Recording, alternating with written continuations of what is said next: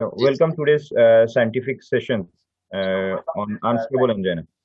আসলে আমি খুব ভালো বক্তা না, আমার প্রেজেন্টেশনও খুব ভালো হয় না, তবে চেষ্টা করব তোমাদের সাথে কিছু জিনিস নিয়ে শেয়ার করতে।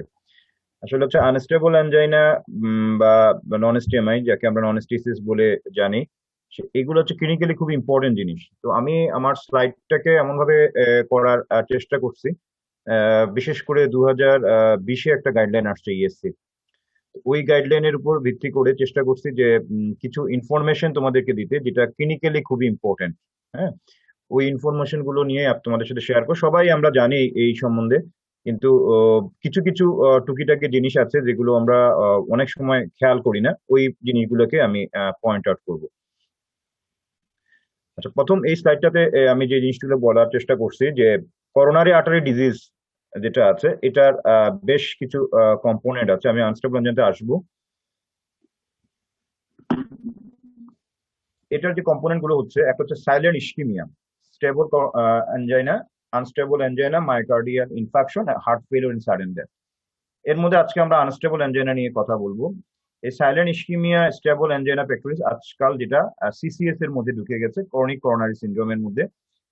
আর দুটো কম্পোনেন্ট, যেটা heart failure and sudden death, এটাকে আলাদাভাবে এই স্লাইডে বলার উদ্দেশ্যটা হচ্ছে, একটা করোনারি আর্টারি ডিজিজ কিন্তু হার্ট ফেলিওর এরকম একটা প্রেজেন্টেশন নিয়েও আসতে পারে। দ্যাট ইজ, একটা পেশেন্ট যদি শ্বাসকষ্ট নিয়ে আসে, এটা করোনারি আর্টারি ডিজিজ হইতে পারে, এটা যেন মাথার মধ্যে থাকে। শুধু যে চেস্ট পেন নিয়ে আসবে তা না, এটা শ্বাসকষ্ট নিয়ে আসলেও একটা রোগীর করোনারি আর্টারি ডিজিজ থাকতে পারে, এটা অবশ্যই মাথার মধ্যে রাখতে হবে। আর হঠাৎ করে কোনো রোগী মারা গেলে তখন এটা মোস্ট লাইকলি এটা করোনারি আর্টারি ডিজিজ, যেটা আমরা টাইপ 3 এমআই বলে মনে করি। এই স্লাইডের মধ্যে এটাই ছিল তার মেইন বিষয়। আমি মেইন স্লাইডে যাওয়ার আগে আটটা কথা বলে নেই। আমরা যেটা হচ্ছে কি করোনারি সিনড্রোম যেটা আছে, সেটাকে আমরা দুটো ভাগে ভাগ করি, এসটি এসিএস। কথা শোনা যাচ্ছে?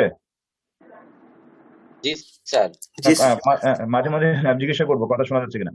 আচ্ছা, আরেকটা জিনিস হচ্ছে কি, অনেক সময় আমরা আমাদের ইন্টার্নদেরকে দেখি যে তার এসটি এসিএস লিখে ফেলে, এসটিএমআই না লিখে। আমরা অনেক সময় বকাবকি করি যে না, তুমি এসটি এসিএস কেন বলছো।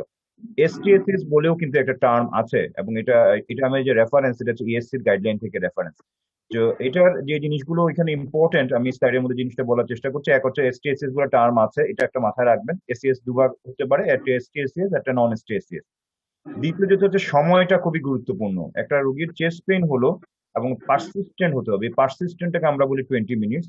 এটা যদি 10 মিনিটের কম হয়, তাহলে এটা সিসিএস বা ক্রনিক স্টেবল অ্যাঞ্জাইনা আগে।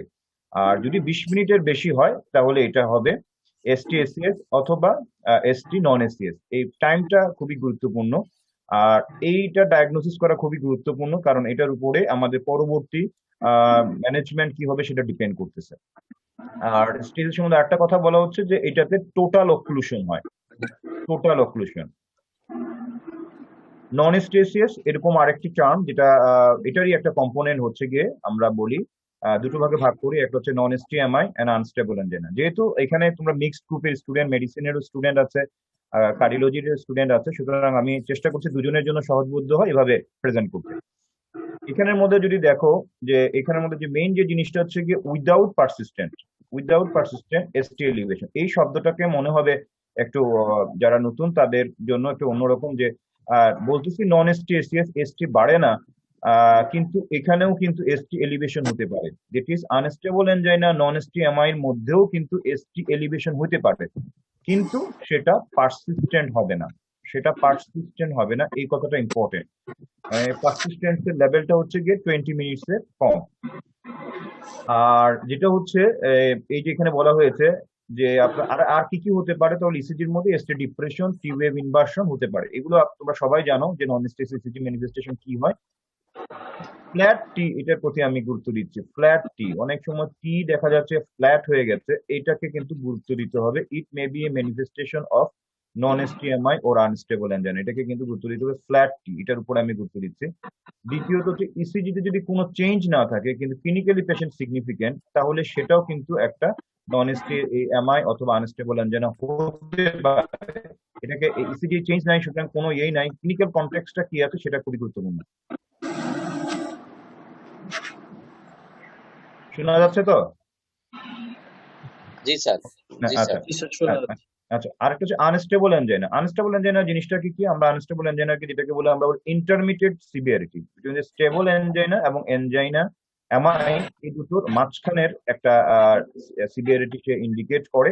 এটা মেইনলি হয় রাপচার অফ দ্য ফ্ল্যাক রাপচারের মাধ্যমে হয় মেইনলি, আরো অনেক কারণ আছে, আমি পরে আসবো। এবং এটাতে যে জিনিসটা মেইন প্যাথোফিজিওলজিটা হচ্ছে পার্শিয়াল অক্লুশন হয়। এই পার্শিয়াল অক্লুশনটা খুবই গুরুত্বপূর্ণ। পার্শিয়াল অক্লুশন হয়, যেটা, এই কথাটা বলার উদ্দেশ্য হচ্ছে কি এসটিএমআই যেটা আমরা বলি সেটাতে হচ্ছে টোটাল অক্লুশন। আনস্টেবল অ্যাঞ্জাইনা এবং নন এসটিএমআই তে হয় পার্শিয়াল অক্লুশন। যদি ট্রোপোনিন আই বাড়ে তাহলে আমরা বলি নন এসটিএমআই, আর যদি ট্রোপোনিন না বাড়ে তাহলে আমরা বলি আনস্টেবল অ্যাঞ্জাইনা। এটা আপনার সময় সবাই জানে। আচ্ছা, আরেকটা যেটা হচ্ছে আনস্টেবল অ্যাঞ্জাইনার কোন ধরনের ডেফিনেশন আসলে নাই, তবে বলা হয় যে আনস্টেবল অ্যাঞ্জাইনা হতে হলে তিনটা প্রেজেন্টেশন আছে, এই তিনটা প্রেজেন্টেশনকে ফেলতে হবে। আর আমার ক্লিনিক্যাল এক্সপেরিয়েন্সে আমরা দেখেছি যে আমাদের ওয়ার্ডের মধ্যে যে জিনিসটা হয়, যে আমরা যে জিনিসটা আসে যখন রুগী আসে তখন আমরা আসা মাত্রই ওগুলাকে যদি দেখি যদি চেঞ্জ আছে আমরা বলি এসটিএমআই, আর যদি চেঞ্জ না পাই তাহলে আমরা লেভেল করে দিই আনস্টেবল অ্যাঞ্জাইনা বা নন এসটিএমআই। এই প্রেজেন্টেশনে করার উদ্দেশ্য হচ্ছে কি তোমরা এই জায়গা থেকে বের হয়ে আসতে হবে। যখনই একটা রোগী দেখতে হবে তখন এটা অবশ্যই যেন লজিক্যাল হয়, এটাকে মাথায় রাখতে হবে। অ্যানজাইনা যেটা হচ্ছে গিয়ে যদি একটা রোগীর চেস্ট পেইন হয়, এটা রেস্টে হয়। রেস্ট শব্দটা এই কারণে ইম্পর্টেন্ট, তোমরা জানো যে এক্সারশনের সাথে রিলেটেড হচ্ছে গিয়ে ক্রনিক স্টেবল অ্যানজাইনা, সেই জন্য সম্ভবত রেস্ট কথাটা খুবই গুরুত্বপূর্ণ। আনস্টেবল অ্যানজাইনাতে সাধারণত রেস্টে হয় এবং এটা 20 মিনিটস এর বেশি হয়। এটা এই শব্দটা আসছে, এই 20 মিনিটের শব্দটা এই কারণে আসছে 10 মিনিটের কম হলে সেটা চলে যাবে স্টেবল অ্যানজাইনা, কিন্তু একটা রোগীর 20 মিনিটস এর বেশি এবং এটা রেস্টে হচ্ছে, যদি এক্সারশনে হয় ক্রনিক স্টেবল, যদি রেস্টে হয় তাহলে সেটা হচ্ছে আনস্টেবল অ্যানজাইনা। এটা একটা ওয়ান অফ দ্য ক্রাইটেরিয়া। দ্বিতীয়ত হচ্ছে গিয়ে নিউ অনসেট, একটা রোগীর আমরা বলি চেস্ট পেইন হচ্ছে, তবে চেস্ট পেইন হলে এটাকে ওই ক্লাস 2 কানাডিয়ান কার্ডিয়াক সোসাইটির যে গ্রেডিং আছে, এটা ক্লাস 2 ও 3 সিভিয়ারিটির একটা চেস্ট পেইন, ইস্কিমিক টাইপের চেস্ট পেইন, যেটা নিউ অনসেট। নিউ অনসেট যদি বলা হচ্ছে যে 2 মাসের ভিতরে তার চেস্ট পেইনটা হয়, মানে হচ্ছে কি 2 মাস ধরে একটা রোগীর চেস্ট পেইন হচ্ছে, তাহলে সেটাকে আমরা আমলে নিব না, এটা নাও হতে পারে। 2 মাসের ভিতরে যদি তার 2 মাসের বেশি হলে এটাকে ক্রনিক হিসেবে আমরা চিন্তা করি। যদি 2 মাসের ভিতরে যদি হয়, যেটাকে আমরা বলি নিউ অনসেট, এবং এটা ভ্যারিটিতে যদি হয় 2 or 3 কানাডিয়ান কারেক্ট, তাহলে আমরা এটাকে অ্যানজাইনা হিসেবে নিব এবং এটাকে আনস্টেবল অ্যানজাইনা হিসেবে কনসিডার করব। আরেকটা যেটা সেটিং, যেটা হচ্ছে আমরা অনেক রুগী দেখি ক্রনিক স্টেবল অ্যানজাইনা রুগী, কিন্তু রুগী বলে যে আমার ইদানিং ঘন ঘন ব্যথা হচ্ছে এবং ব্যথাটা কম সময় মানে বেশি সময় যাচ্ছে, অনেকক্ষণ ধরে স্টে করছে, এবং যেটা বলতেছে যে সে আগে অনেক দূর যেতে পারতো এখন অনেক দূর যেতে পারে না, শর্ট ডিস্টেন্সে হচ্ছে। এটাকে আমরা বলতেছি যে ক্রুশেন্ডো অ্যানজাইনা বা অ্যানজাইনা ইনক্রিজিং, এটাও এক ধরনের আনস্টেবল অ্যানজাইনা ভ্যারাইটি। তাহলে আরেকটা হচ্ছে আমরা যেটা দেখি অ্যামাইড পরে একটা চেস্ট পেইন নিয়ে আসে, তখন এটাকে আমরা আনস্টেবল অ্যানজাইনা বলি। তবে এটাকে সম্ভবত আজকাল এই পোস্ট অ্যামাই অ্যানজাইনাটাকে আজকাল যেটা হচ্ছে সিসিএস এর একটা ভ্যারাইটির মধ্যে ঢুকানো হয়েছে। আগে এটা আনস্টেবল অ্যানজাইনা বলা হতো, এটা আজকাল ক্রনিক করোনারি সিনড্রোমে আর 6টা ভাগ আছে, সেটা ভাগের মধ্যে একটা ভাগ হচ্ছে গিয়ে অ্যামাইড পরে যদি কোনো রোগী ব্যথা নিয়ে আসে তখন সেটাকে আমরা আজকাল সিসিএস বলতেছি। তাহলে এই জিনিসটাতে আমরা এই জিনিসগুলোতে প্রায়ই ভুল করি। এটা রোগী আসার পরে এটা এই জিনিসগুলোকে অবশ্যই দেখতে হবে। আনস্টেবল অ্যানজাইনার যে ক্রাইটেরিয়া, এই তিনটার মধ্যে কোনটার মধ্যে ফিট করে সেটাকে অবশ্যই দেখতে হবে। এখানে আমি এপিডেমিওলজিক্যাল কিছু কথা বলার চেষ্টা করেছি। এখানে কথা বলার উদ্দেশ্যটা হচ্ছে কিছু আমার টার্গেট আছে। একটা জিনিস হচ্ছে এখানে যদি দেখেন হসপিটাল মর্টালিটিটা কিন্তু বেশি হচ্ছে গিয়ে এসটিএমআই তে, সেই তুলনায় হচ্ছে গিয়ে নন এসটিএসিএস, যেটা একটা কম্পোনেন্ট আনস্টেবল অ্যানজাইনা, সেটা কিন্তু কম। কিন্তু যদি দেখেন যে 6 মান্থস মর্টালিটি যদি দেখেন তাহলে দেখা যাচ্ছে যে দুটার কিন্তু সমান, 12% এবং 13%, বরং নন এসটিএসিএস যার একটা কম্পোনেন্ট হচ্ছে আনস্টেবল অ্যানজাইনা সেটা বেশি। আমি আসলে এখানে সামনের স্লাইড গুলোতে এককভাবে আনস্টেবল অ্যানজাইনাতে নাই, আমি দুটোতেই কভার করেছি, যেহেতু আমার টার্গেটটা ছিল ইএসসি কে বেস করে আমি দিয়েছি, কারণ ইএসসি টা বলার উদ্দেশ্যটা হচ্ছে কি এটা নতুন গাইডলাইন। আপনারা যারা আপনাদের স্যাররা আসবেন তারা অনেকেই এই গাইডলাইনটা নিয়ে কথা বলবেন, সামনে অনেকেরই পরীক্ষা, সেজন্য এটাকে আমি হাইলাইট করেছি।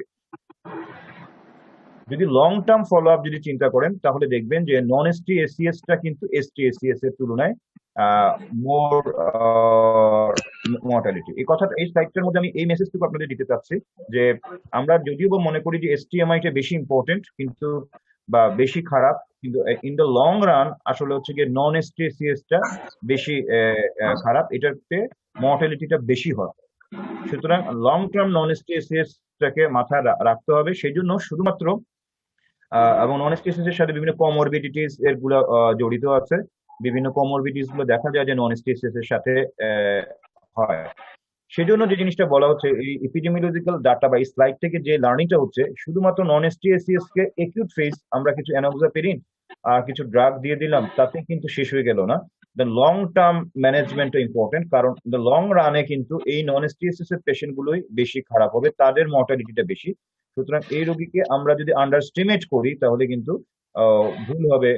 আমরা যদি এসটিএসএস কে বেশি প্রায়োরিটি দেই তাহলে কিন্তু এই জায়গাটা ভুল হবে। কিন্তু লং রান এই ধরনের রোগীগুলোর মর্টালিটি বেশি, সুতরাং তারা যেন ফলো আপে থাকে এই জিনিসটাকে আমাদেরকে আমলে নিতে হবে।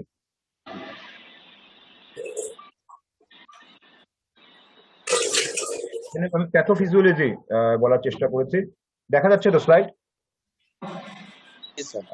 সব জি স্যার। স্লাইড দেখা যাচ্ছে? জি স্যার, দেখা যাচ্ছে স্যার।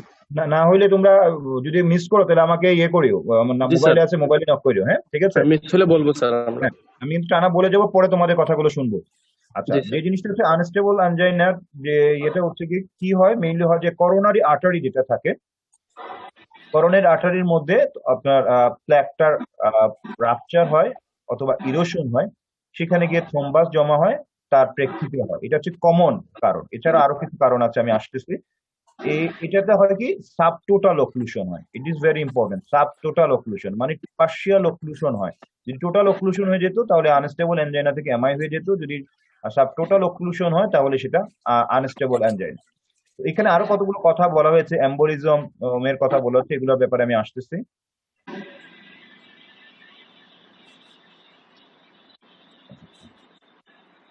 যে জিনিসটা হচ্ছে গিয়ে ইয়েটাকে আজকাল করোনারি সিন্ড্রোমকে একটা বলা হচ্ছে ইটস এন ইনফ্লামেটরি প্রসিডিওর। ইনফ্লামেশনটা is very important.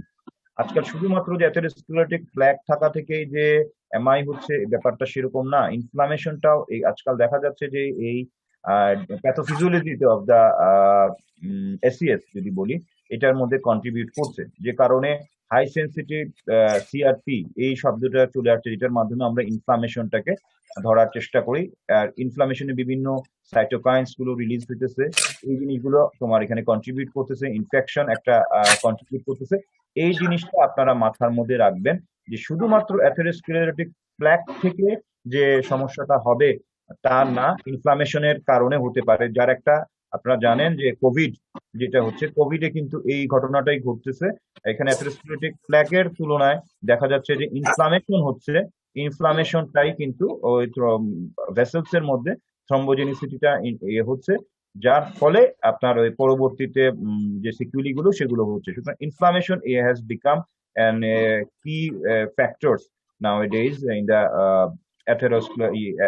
in the ACS. আচ্ছা, এখানে যে এই স্লাইডটাতে যে জিনিসগুলো বলার চেষ্টা করা হয়েছে যে আপনারা শুধুমাত্র প্ল্যাক, রাপচার, ইরোশন, ইনফ্লামেশন এইসবের কারণে হচ্ছে যে তা না, এর সাথে আরো কিছু কারণ আছে যেটা যেটা নন অ্যাথেরোস্ক্লেরোটিক হতে পারে। আমি এই কথাটাকে বলার চেষ্টা করতেছি যে অ্যাথেরোস্ক্লেরোসিস এর সাথে কোনো কিছুই নাই, কিন্তু পেশেন্টের দেখা যাচ্ছে যে আপনার এসিএস বা নন এসটিএসিএস এর ফিচার গুলো আছে। যেমন একটা হচ্ছে কি আর্টারাইটিস। যদি একটা ভাস্কুলাইটিস এর পেশেন্ট আসে তখন কিন্তু মাথায় রাখতে হবে যে এটা কিন্তু এই ইয়েটা আপনার আর্টারাইটিস এর কারণে হতে পারে। এসিএস টা বা আনস্টেবল অ্যানজাইনা আর্টারাইটিস এর কারণে হতে পারে, এটা মাথায় রাখবেন। ট্রমার কারণে হতে পারে, ডিসেকশন, করোনারি আর্টারি ডিসেকশন হয়ে হতে পারে, থ্রোম্বো এম্বোলিজম হয়ে হতে পারে। অনেক সময় এএফ থাকে, এএফ থেকে থ্রম্বাস আছে, থ্রম্বাসটা করোনারি আর্টারিতে গিয়ে এম্বোলিজম করে এটা করতে পারে।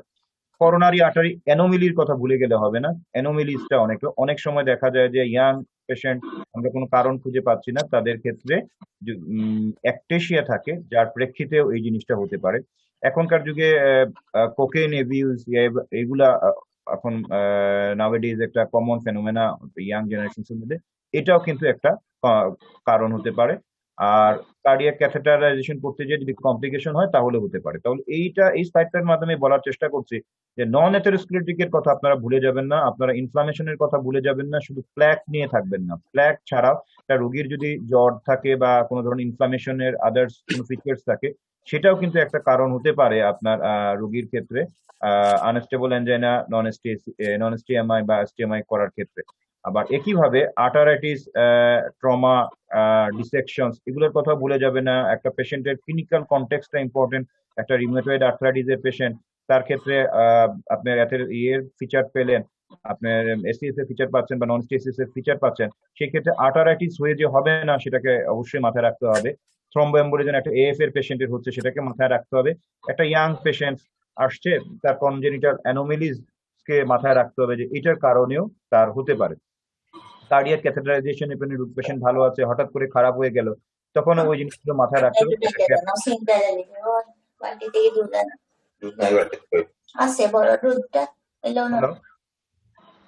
আচ্ছা, আমরা তাহলে ডায়াগনোসিসে যাচ্ছি।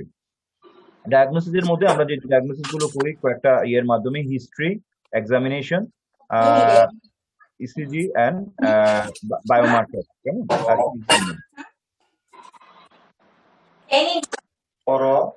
শোনা যাচ্ছে তো? শোনা যায়? সকল স্যার ডিস্টার্ব হচ্ছে স্যার, আমি বলি শোনা যাচ্ছে স্যার। লিপা, তুমি কি শুনতে পাচ্ছ? লিপার একটা সাউন্ড শোনা যাচ্ছে। লিপা মনে ঢুকছে না নাকি? আচ্ছা, এবার আগাই। হ্যাঁ, আচ্ছা, প্রথম হচ্ছে কি তোমার হচ্ছে কি এটা নন স্টেসিয়াস।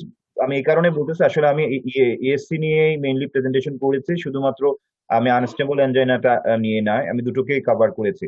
তো আমি জিনিসটা বলতে চাচ্ছি যে এখানে একটা এই জিনিসটাকে, এই স্লাইডটা বলার উদ্দেশ্য হচ্ছে গিয়ে টিপিক্যাল যে ফিচার্স গুলো, তো এটা তোমরা সবাই জানো যে এটা চেস্ট পেইন নিয়ে আসে, রেডিয়েশনস থাকে, তখন এর সাথে অ্যাকম্পেনিং ফিচার্স এগুলাকে কিন্তু মাথায় রাখতে হবে। একটা রোগী আসার পরে তার ডায়াফোরেসিস, নোশিয়া, অ্যাবডোমিনাল পেইন, এই ডিসনিয়া, সিনকপ, এই জিনিসগুলোকেও কিন্তু ভোলা যাবে না। চেস্ট পেইন এর পাশাপাশি এই জিনিসগুলোকে লুক করতে হবে যে এই জিনিসগুলো তার আছে কিনা। যদি একটা রোগীর নশিয়া আছে, শুধুমাত্র গ্যাস্ট্রিকের কারণে হবে, এটা মাথার মধ্যে না রেখে এটা কিন্তু একটা নন স্টেসিস এর পার্ট হিসেবে হতে পারে। অ্যাবডোমিনাল পেইন শুধুমাত্র পিউডি হবে, এটা যেন না মনে রাখে। It may be a manifestation of non STACS or unstable angina or non STEMI. এর শ্বাসকষ্ট যদি হয় শুধুমাত্র হার্ট ফেলিওর থেকে হয়েছে, হাঁপানি বা অ্যাজমা থেকে হয়েছে, এই জিনিসগুলো যেন মনে না করা হয়। এই জিনিসগুলোকে অবশ্যই সাথে সাথে দেখতে হবে। যদি দেখা যায় যেটা রোগীর ডায়াফোরেসিস আছে, নশিয়া আছে, এটা আছে, তাহলে মনে করতে হবে এটা বরং এসিএস হওয়ার সম্ভাবনাটা বা ইয়ে হওয়ার সম্ভাবনাটা বেশি।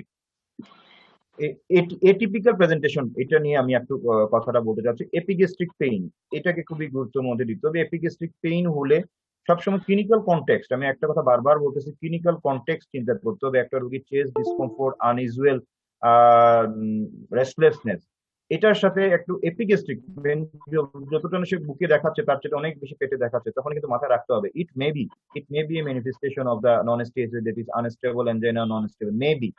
এপিগ্যাস্ট্রিক পেইনটাকে ইয়ে যাবে না।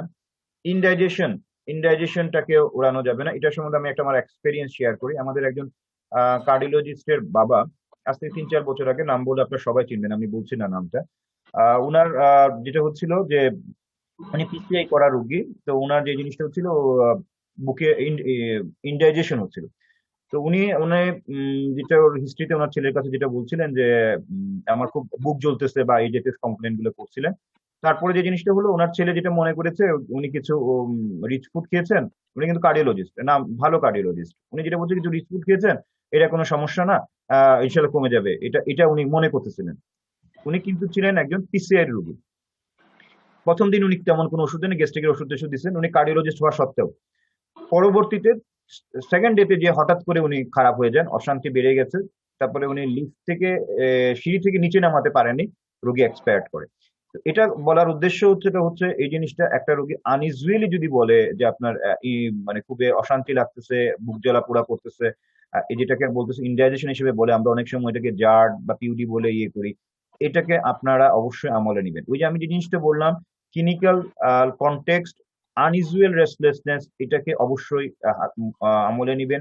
সাথে ডায়াফোরেসিস, নোশিয়াস, এগুলাকে কিন্তু অবশ্যই অবশ্যই আমলে নিবেন, নাহলে ডায়াগনোসিস গুলো ভুল হবে। অনেক সময় ইনডাইজেশনটাও কিন্তু maybe the manifestation of the non STACS or unstable angina non STEMI. Chest pain stabbing এটা রেয়ারলি পাওয়া যায়। যে চেস্ট পেইনটা আমরা টিপিক্যালি যেটা কম্প্রেসিভ টাইপ দেখে অভ্যস্ত, অনেক সময় স্টেবিং চেস্ট পেইন নিয়ে বলে, এটার পার্সেন্টেজ খুবই কম। একটা জিনিস হচ্ছে ডিজনিয়ার কথা বলা হচ্ছে, আমরা অনেক সময় ডিজনিয়াটাকে ওভারলুক করি। আমরা মনে করি যে চেস্ট পেইন হলেই শুধু কার্ডিয়াক মনে করি। সেই যে ক্ষেত্রে আপনারা ডিজনিয়াটা মেবি আমি আগে প্রথম স্লাইডে বলেছি যে করোনারি আর্টারি ডিজিজের একটা ম্যানিফেস্টেশন হতে পারে হার্ট ফেলিওর। সুতরাং ডিজনিয়া নিয়েও কিন্তু নন স্টেসিস আনস্টেবল এনজিনিয়ার পেশেন্ট আসতে পারে। এটাকে আমলে নিবেন। যদি একটা রোগীর ডিজনিয়াটা হচ্ছে, এটাকে আপনি সাবজেক্টিভ এর পাশাপাশি অবজেক্টিভ এভিডেন্স গুলো দেখে, এটা যদি দেখেন আপনি ক্লিনিক্যাল কনটেক্সট আদার্স মিলে, অবশ্যই এটাকে আমলে নেবেন। ডিজনিয়াও কিন্তু একটা হতে পারে, সবসময় চেস্ট পেন হবে না। আর যে জিনিসটা দেখা যাচ্ছে যে এটা পরীক্ষার সময় প্রায় জিজ্ঞাসা করে কাদের মধ্যে দেখা যাবে, আপনি বিশেষ করে ওমেন, ডায়াবেটিক পেশেন্ট, রেনাল ফেলিওরের পেশেন্ট, ডিমেনশিয়ার পেশেন্ট, 75 বছরের বয়স উপরের পেশেন্ট আপনাকে সবসময় টিপিক্যাল হিস্ট্রি দিবে না। সুতরাং এটিপিক্যালটাকে এই কারণে বলা, আপনি যখন রুগী দেখবেন, আপনার যেহেতু এই বিষয়ে বিশেষজ্ঞ হবেন, এটার আপনাকে অবশ্যই জানা থাকা লাগবে এটিপিক্যাল কি কি নিয়ে আসতে পারে এবং কারা কারা আসতে পারে। 75 বছরের বয়স, ওমেন, আমাদের দেশের রোগীরা তো ভালো হিস্ট্রি দেয় না। সো আপনাকে যখন রোগী দেখবেন অবশ্যই একটা সাসপিশিয়াস মাইন্ড রাখতে হবে। সাসপিশিয়াস মাইন্ড না রাখলে আপনি ডায়াগনোসিস গুলো ভুল করবেন। বিশেষ করে একটা মহিলাদের ক্ষেত্রে, 75 বছরের ক্ষেত্রে, ডায়াবেটিকের পেশেন্ট, ইনডাইজেশন বলতেছে, ডোন্ট আন্ডারস্টিমেট। তার বলে আবার ওভার ডায়াগনোসিসও করবেন না। আমাদের ওয়ার্ডের আমরা যে জিনিসটা দেখছি, যে দেখি প্রায় আগেও ছিল এখনো আছে, জিনিসটা হচ্ছে আমরা ওভার ডায়াগনোসিস করি। কিন্তু ওভার ডায়াগনোসিসের মধ্যে আপনি যে জিনিসটা দেখবেন, একটা প্রবলেম হচ্ছে, যেমন মনে করেন এই সিনারিওতে যদি ধরি, এই রোগীটা সত্যি যদি পিইউডির পেশেন্ট হয়, তাকে যদি আপনি ইকোস্প্রিন ক্লোপিডেগ্রল দিয়ে দেন, তাহলে কিন্তু সমস্যা হয়ে যাবে। তার যদি এটা যদি পিইউডির পেশেন্ট থেকে যেটা হয়, তাহলে পারফোরেশন হয়ে যাবে। সুতরাং আপনাকে ক্লিনিক্যাল কনটেক্সটটা চিন্তা করতে হবে। সেক্ষেত্রে আমি আপনাকে একটা কিছু ক্লু দিব যে কি কি জিনিস আপনি থাকলে আপনি পিইউডির লাইনে ট্রিটমেন্টটা দিবেন, না হলে আপনি নন STACS that is unstable angina নন এসটিএমআই লাইনে ট্রিটমেন্ট দিবেন। এটার কিছু টিপস আমি সামনের স্লাইডে আপনাকে দিব। আচ্ছা, আবার চেস্ট পেইন, অনেক রোগী আবার চেস্ট পেইনের কথা বলে না, হ্যাঁ, চেস্ট ডিসকমফোর্টের কথা বলে। এইটাকেও কিন্তু মাথায় রাখবেন। অনেক সময় রোগীর চেস্ট পেইন বা চেস্ট ডিসকমফোর্টের ইয়ে থাকে, যখন বিশেষ করে চেস্ট পেইনের টিপিক্যাল হিস্ট্রিটা যখন দেয় না, ডিসকমফোর্ট বা এই জাতীয় কথা বলে, তখন আমরা অনেক সময় ওই রোগীকে আমলে দেই না, আমরা আন্ডার রিকগনিশন করি, অনেক সময় ডায়াগনোসিসটা মিস হয়ে যায়। আর এটা সম্বন্ধে যখনই আমরা ইয়ে করতে যাই, আরেকটা এখানে যে স্লাইডের মধ্যে আরেকটা কথা, ইসিজিটা আমরা অনেক সময় দেখি যে বেজ লাইনে যখন নর্মাল থাকে, তখন আমাদের জন্য একটা চ্যালেঞ্জ হয়ে যায় ইসিজি নর্মাল কিভাবে হতে পারে। বাট ইট মে বি এটা সেই জন্য একটা নর্মাল ইসিজি দিয়ে আমরা কখনোই বলতে পারবো না যে এটা সিরিয়াল ইসিজি করতে হবে। এটার উপর গুরুত্ব দেওয়া হয়েছে। আবার অনেক সময় হয় কি, ইসিজি আছে, ইসিজিটাও বরং আমাদেরকে একটু কনফিউজ করে ফেলে, আদার অল্টারনেটিভ ডায়াগনোসিসটাকে সেই জন্য ইন্ডিকেট করে। যেমন এলভি হাইপারট্রফি দেখলে আমরা মনে করি যে এসটি যে ডিপ্রেশনটা হচ্ছে, এটা হয়তো বা এলভি হাইপারট্রফির পার্ট হিসেবে হচ্ছে। আবার আমরা যখন দেখতেছি যে এলভিভি আছে, ওইটার পাশে এসটি ডিপ্রেশন আছে বা টিন ভার্সন আছে, তখন আমরা মনে করতেছি ওইটার পার্ট হিসেবে হচ্ছে। সুতরাং যখনই হবে তখন আপনারা ওই সিরিয়াল ইসিজিটা, এই স্লাইডে বলার উদ্দেশ্য সিরিয়াল ইসিজিটা খুবই গুরুত্বপূর্ণ। এটা ইয়ের সাথে একটু সিমটমের সাথে একটু কথা বলা হলো। মেইন যে জিনিসটা হচ্ছে সিমটোমেটিক পেশেন্টের যে জিনিসগুলো আপনাকে ক্লু দিবে যে এটা হতে পারে আপনার কার্ডিয়াক পেশেন্ট। একটা হচ্ছে ওল্ডার এজ। যদি দেখেন একটা ওল্ডার এজের পেশেন্ট আপনাকে বলতেছে এটিপিক্যাল প্রেজেন্টেশন, যেমন ইনডাইজেশন, এই জাতীয় জিনিস, তখন কিন্তু আপনি ওল্ডার এজ হলে কিন্তু এটাকে আমলে নেবেন। It goes more favour that patient may get treatment from non STACS or ISTEMI. এটা মাথার মধ্যে, বিশেষ করে নন এসটিএসিএস এর ক্ষেত্রে এটা বলছি। ওল্ডার এজ যদি হয়, তখন আপনি ইনডাইজেশন বা এই জাতীয় সমস্যা বললেও এটাকে আপনি আমলে নিবেন, এটা নন এসটিএসিএস এর লাইনে যাবে। মেল সেক্স যদি হয়, তাহলেও আপনি এটাকে মোর ফেভার। যদি ফ্যামিলি হিস্ট্রিটা, যেটা আমরা কমনলি মিস করি, আমরা এটা জিজ্ঞাসা করি না যে আপনার কোনো ফ্যামিলি হিস্ট্রি আছে কিনা, এটা জিজ্ঞাসা করবেন পেশেন্টদের ক্ষেত্রে। তারপরে আদার্স যে আমরা যদি কোনো করোনারি, যেমন পেরিফেরাল করোনারি আর্টারি পেশেন্ট একটা আমাদের কাছে আসছে, আমরা দেখছি এটা পিবিডির রোগী, পেরিফেরাল ভাস্কুলার ডিজিজের রোগী বা একটা স্ট্রোকের রোগী, তখন কিন্তু মাথায় রাখতে হবে যে একটা যে স্ট্রোক বা একটা পেরিফেরাল ভাস্কুলার ডিজিজটা এমনি হয়নি, তার একটা অ্যাথেরোস্ক্লেরোসিস প্রসেস আছে। এখন আমার কাছে চেস্ট ডিসকমফোর্ট বা নিয়ে আসছে, সেটা একটা কার্ডিয়াক কেস হওয়ার সম্ভাবনাটাই বেশি। এই কথাগুলো বলার উদ্দেশ্য হচ্ছে আপনি যখন একটা রোগীকে ট্রিটমেন্ট দিবেন, গণহারে আপনি ট্রিটমেন্ট দিবেন না। গণহারে সব রোগীকে যেন আপনারা ট্রিটমেন্ট আনস্টেবল অ্যাঞ্জাইনা, নন স্টেজ, যেটা আমরা ওয়ার্ডে কমনলি করা হয়, এটা না করে আপনার একটা রেশনালিটি রাখবেন। সেজন্য আপনি যখনই রোগী দেখবেন অবশ্যই তার রিস্ক ফ্যাক্টর গুলা আমি বলি যে সব সময় আপনারা দেখে নেবেন। এক্ষেত্রে আমার একটা টিপস হচ্ছে, আমি ABCD টাকে ফলো করি। আমি বলছি, একটা হচ্ছে এজ। এজটা যদি আমরা দেখি, মেইলের ক্ষেত্রে 40-এর বেশি, ফিমেলের ক্ষেত্রে 50-এর বেশি। এটা অ্যাজ ইউজুয়াল, এটা ছাড়া 40-এর কমেও কিন্তু হতে পারে, কিন্তু জেনারেলি 40-এর বেশি একটা লোক যদি হয় তাহলে হতে পারে। বিতে আমি আমার আমার একটা টিপস, যেটা হচ্ছে বিতে হচ্ছে গিয়ে ব্লাড প্রেশার যদি কারো বেশি থাকে তাহলে আপনি এটাকে মনে করবেন যে এটার করোনারি আর্টারি ডিজিজ হওয়ার বা নন স্টেসিয়াস হওয়ার চান্স বেশি। সি, সিতে বলতেছি আমি, সিগারেট স্মোকার যদি হয় তারও কিন্তু হওয়ার সম্ভাবনা বেশি। ডি, ডিতে হচ্ছে গিয়ে ডায়াবেটিস, ডিসলিপিডিমিয়া যদি থাকে। অ্যাপারেন্টলি আপনি প্রথম আসলে আপনি নাও বুঝতে পারেন, কিন্তু দেখুন অনেক একটা অবিস লোক, তাহলে আপনি চিন্তা করবেন আগে ডায়াবেটিসের ওষুধ খাচ্ছিল, তাহলেও কিন্তু আপনি চিন্তা করবেন তার নন স্টেসিয়াস হওয়ার সম্ভাবনা বেশি। ই, একটা টাইপ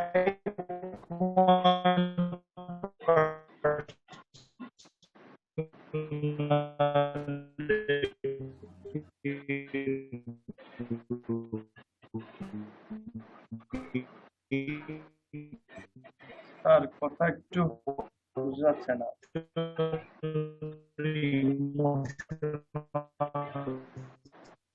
স্যার একটু নেটের প্রবলেম হচ্ছে। তার ক্ষেত্রে সম্ভাবনা বেশি। এফ হচ্ছে গিয়ে ফ্যামিলি হিস্ট্রি। স্যার স্যার হ্যাঁ, ঠিক আছে। ইতে আমরা এই পর শুনতে পাইনি, ইতে গিয়ে সমস্যা হয়েছে। এখন শোনা যায় না? দেখা যায়, এবার দেখা শোনা যাচ্ছে? যাচ্ছে। আচ্ছা, আর ই থেকে সমস্যা হচ্ছে। ই, কেমন শোনা যাচ্ছে তো? ই, যেটা হচ্ছে গিয়ে ইমোশনাল স্ট্রেস।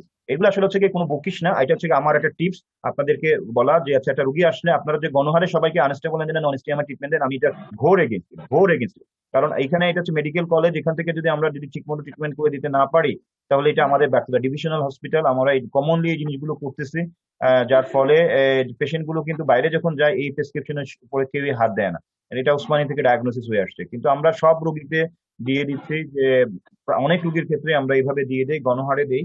কিন্তু এই ট্রেন্ড থেকে বেরিয়ে আসতে হবে।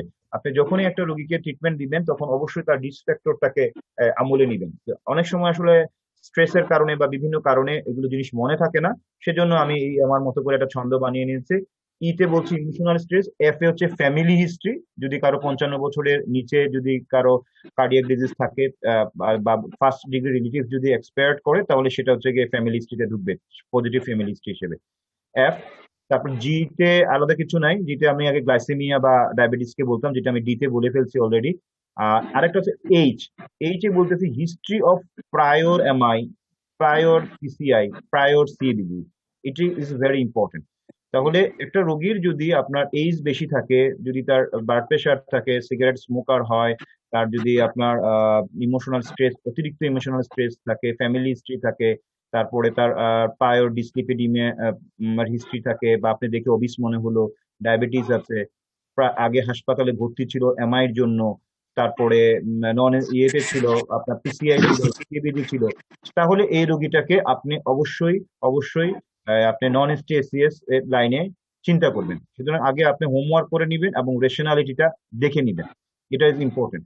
আরেকটা জিনিস এখানে ইম্পর্টেন্ট, আমি যেটা বলছি প্রায়রের ব্যাপার হচ্ছে কি, অনেক সময় হয় কি আনস্টেবল অ্যাঞ্জাইনা থাকলে বছরের পর বছর আমরা ওটাকে আনস্টেবল অ্যাঞ্জাইনা বলেও ট্রিট করি, এটা আমাদের টেকনিক্যালি আমাদের যেটা হচ্ছে। সুতরাং আগের যেটা আনস্টেবল অ্যাঞ্জাইনা বা নন স্টেজ হিসেবে ডিসচার্জ হয়েছিল, সেটাকে আপনি একটু ভেরিফাই করবেন মাঝে মাঝে যে আসলে কিসের ভিত্তিতে তখন বলা হয়েছিল। সুতরাং এই জিনিসটাকে আপনারা দেখবেন, না হলে আমাদের যেটা প্রবলেম হচ্ছে আমরা প্রায়ই এই দেখা যায় যে আমরা অনেক ক্ষেত্রেই ওভার ডায়াগনোসিস করে ফেলি। সুতরাং পেরিফেরাল ভাস্কুলার ডিজিজ যদি থাকে, কারো করোনারি ডিজিজ থাকে, তাহলে সেটাকে ইয়ে নেবেন। শোনা যাচ্ছে তো? জি স্যার, জি স্যার, হ্যাঁ, শোনা না গেলে আমাকে বলবেন আপনারা, না আমি কিন্তু জি বুঝতে স্যার, পারবো না। হ্যাঁ, আচ্ছা জি স্যার। আচ্ছা।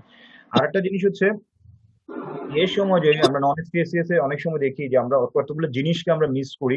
একটা হচ্ছে এনিমিয়া, ইনফেকশন, ফিভার্স, তারপর থাইরয়েড ডিসঅর্ডার্স। এগুলো হচ্ছে কি প্রিসিপিটেটিং করতে পারে। আপনি যখনই একটা নন এসটিএসসিএস একটা রোগী ভালো ছিল, হঠাৎ করে সে খারাপ হয়ে গেল, এই খারাপ হওয়ার কারণ কি হইতে পারে?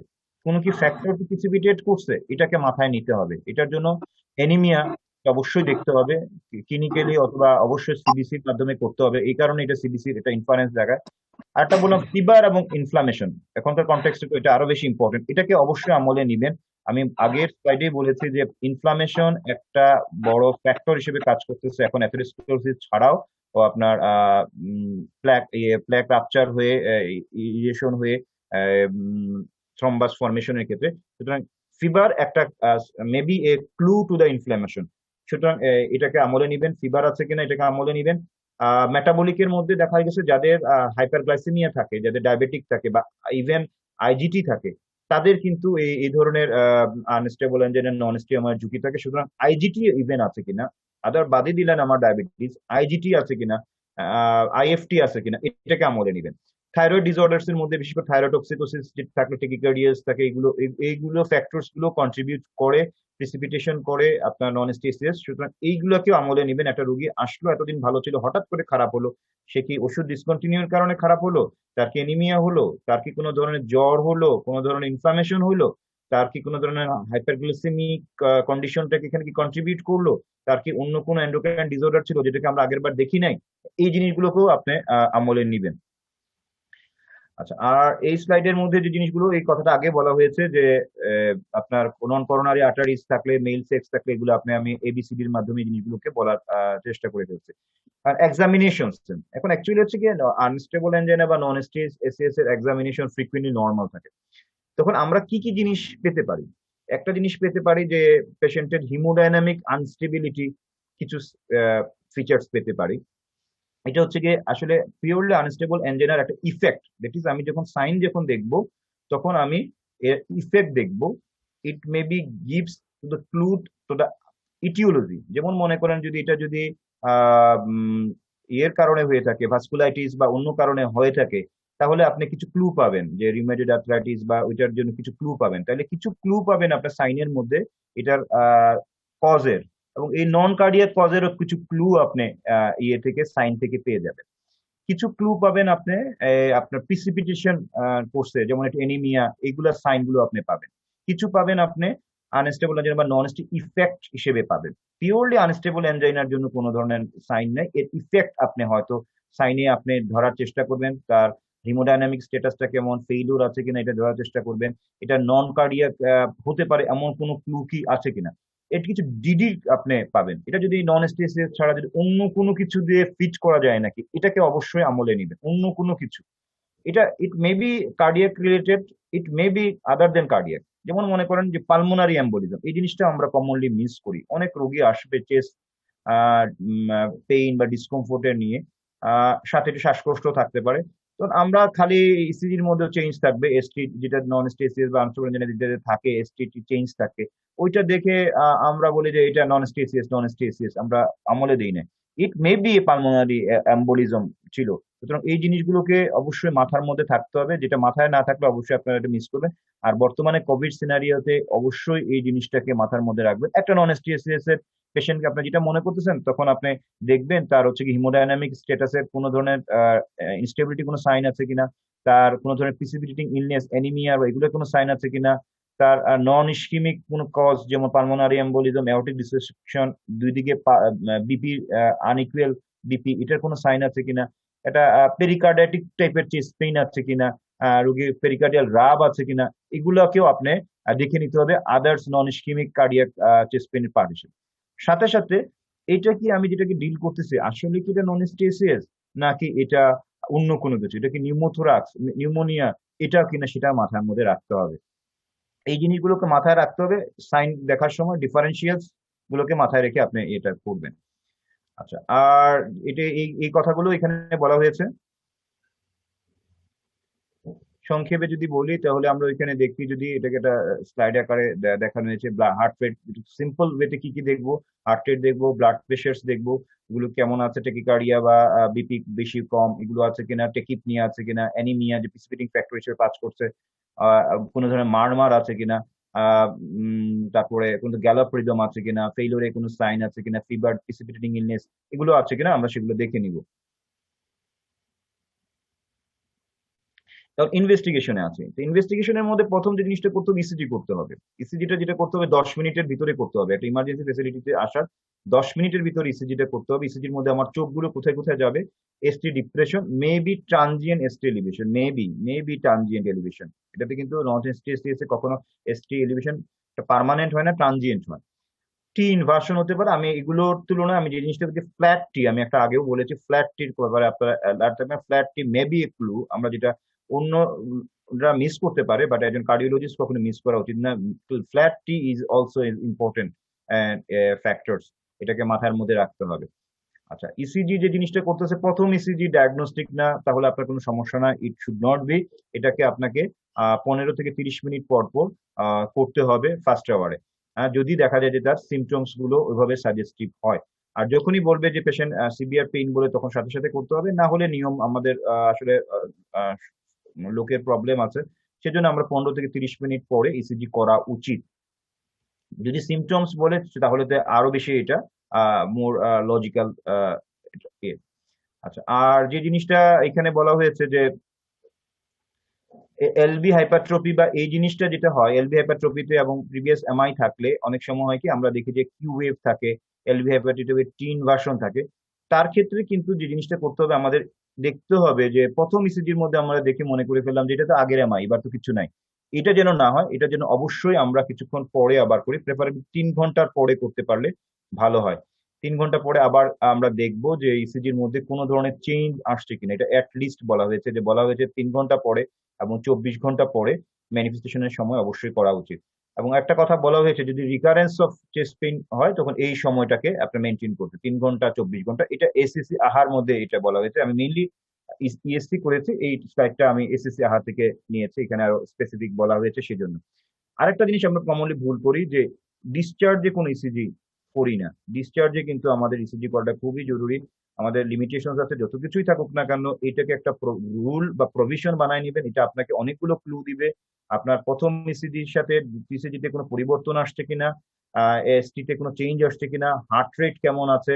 আমরা অনেক সময় হার্ট রেট দেখতে পারি না, এখন তো আরো রেস্ট্রিকশন। আমরা বিটা ব্লকার দিয়ে দিলাম, এই রোগী পরের দিনে আপনার কাছে চলে আসবে। সুতরাং এই জিনিসগুলোকে অবশ্যই দেখবেন। দেখা গেল প্রথম ইসিজি তেমন নেই, ডিসচার্জে যখন ইসিজি হচ্ছে অনেক ধরনের চেঞ্জ আছে, সেই ক্ষেত্রে আপনার কি করণীয় সেটা আপনার মেক করতে এই ডিসচার্জ ইসিজি ইম্পর্টেন্ট। এটা আপনারা ওয়ার্ডে যারা থাকেন, আপনার ওয়ার্ডে কাজ করছেন, অবশ্যই একটা বেসলাইন প্রথম ইসিজি, না পারলে সেকেন্ড টাইম যদি রোগীর চেস্ট পেইন নাই আপনার করেন নাই, সেটা না হয় মানলামই। ডিসচার্জের সময় যেন অবশ্যই আর একটা ইসিজি থাকে, এটা আপনাকে ক্লু দিবে। কিন্তু মাঝখানের যে সময়টাতে আমরা অনেক রোগী মিস করে ফেলি, চেষ্টা করবেন যে এটাতে মাঝখানে আরেকটা ইসিজি করার জন্য। এখন অনেক সময় যেটা বলা হয়েছে যে ইসিজি আপনার সবসময় ক্লু দিবে না, ইসিজি সবসময় ক্লু দিবে না। সেক্ষেত্রে আমি এই কন্টিনিউয়াস কম্পিউটার অ্যাসিস্ট্যান্ট, আমাদের কিন্তু সিসিউতে একটা স্ক্রিন আছে যেখানে সব পেশেন্টের আপনার বড় স্ক্রিনের মধ্যে দেখা যায়। এই কন্টিনিউয়াস ইয়েতে মনিটরের মধ্যে আপনি যদি মাঝে মাঝে এসে যে সব পেশেন্টের যেগুলো সিসিউর আপনি মনে করছেন খুব ইম্পর্টেন্ট পেশেন্ট, তাদেরকে আপনি বড় স্ক্রিনে নিয়ে নিলেন এবং তাদেরকে মনিটর করলেন, তাহলে কিন্তু দেখা যায় যে অনেক সময় এসটিতে আমরা যখন ইসিজি করি তখন পাচ্ছি না, ওই মনিটরে করলে দেখা যায় যে মাঝে মাঝে আপনার এলবিবি আসতেছে, মাঝে মাঝে চেঞ্জ আসতেছে। সুতরাং আমরা এই জায়গাটাতে আমাদের একটা দুর্বলতা আছে। আমরা বড় স্ক্রিনে আমাদের যেটা থাকে যে আমাদের টেবিলের পাশে যে বড় স্ক্রিনে যে বড় মনিটরের মধ্যে কন্টিনিউয়াস ইসিজি দেখা, এইটা আমরা ফলো করি না। এটা আমাদের করা উচিত, তাহলে আমরা আমাদের অনেকগুলো ডায়াগনোসিস আমরা হয়তো আরো পিন পয়েন্ট ওয়েতে করতে পারবো। আচ্ছা, ট্রোপোনিন আই সম্বন্ধে কিছু কথা বলি। এটা নিয়ে আসলে অনেক কথাবার্তা আছে, আপনারা সবাই অনেক কিছু জানেন, কিন্তু তারপরেও অনেক কিছুই থেকে যায় যেগুলো নিয়ে আসলে আলোচনা করার খুবই দরকার। যেটা হচ্ছে ট্রোপোনিন আইটা, যেটা হচ্ছে ডায়াগনোসিস করতে এবং স্ট্রেটিফাই রিস্ক করতে, এবং এই যে রোগীর ঝুঁকি কতটুকু ডায়াগনোসিস করতে, এটা এটা আপনারা সবাই জানেন। রিস্ক স্ট্রেটিফিকেশনের জন্য কিন্তু এর যথেষ্ট গুরুত্ব আছে। আর একটা হচ্ছে কি, সেটা ডিফারেন্সিয়েট করে নন এসটিএমআই আনস্টেবল এনজাইনা যারা মেডিসিনে, তারা দের জন্য বলা। এটা হচ্ছে কি, যদি ট্রোপোনিন আই বাড়ে সেটা নন এসটিএমআই, ট্রোপোনিন আই না বাড়লে এটা আনস্টেবল এনজাইনা। একটা জিনিস আমরা কমনলি বলি যে কতদিন পর্যন্ত ট্রোপোনিন আইটা বেশি থাকে, এটা হচ্ছে গিয়ে 2 সপ্তাহ পর্যন্ত থাকে। তবে সবার কি 2 সপ্তাহ থাকে, এটা আসলে ডিপেন্ডস করতেছে আপনার ডিগ্রি অফ ইনজুরির উপরে। ডিগ্রি অফ ইনজুরি যদি অল্প হয় তাহলে আপনার এটা এত বেশি দিন থাকবে না, এটা আমি পরে আসছি। যদি বড় লার্জ হয় তাহলে সেক্ষেত্রে এটা ট্রোপোনিন 2 সপ্তাহ পর্যন্ত রেঞ্জ থাকে, তারপর থেকে এটা কমা শুরু হয়। এই যে যেমন যদি বলা হয়েছে যে এখানে একটা পেশেন্টের ট্রোপোনিন যদি মাইনর যদি ট্রোপোনিন এলিভেশন বলা হচ্ছে যে এটা 48 থেকে 72 ঘন্টা পরেই এটা কমে যায়। সুতরাং সব ট্রোপোনিন যে 2 দিন আমরা যেটা কমনলি বলে ফেলে যে আপনার তো এর পরে 14 দিন পরে করবে, নেসেসারি না। যদি মাইনর ট্রোপোনিন যেটা আছে, অল্প ইনজুরি হয়েছে, অল্প ট্রোপোনিন বাড়ছে, সেটা 72 ঘন্টা পরে বা 48 ঘন্টা পরে এটা কিন্তু কমে যেতে পারে। ট্রোপোনিন কি কতক্ষণে বাড়ে বলা হচ্ছে গিয়ে 3 থেকে 4 ঘন্টা। এখন বলা হচ্ছে 3 থেকে 4 ঘন্টার মধ্যেই ট্রোপোনিন আইটা বাড়ে। এইটা এখন অনেক একটা চ্যালেঞ্জের ব্যাপার। 3 থেকে 4 ঘন্টার মধ্যে আমরা ডিটেকশন করার জন্যই কিন্তু আজকাল হাই সেন্সিটিভিটি ট্রোপোনিন আইয়ের কথা কিন্তু এই কনসেপ্ট থেকে আসছে। আমরা আর্লি যেন ধরতে পারি। আমি এই বিষয়ে পরে আসতেছি। অভি শোনা যাচ্ছে?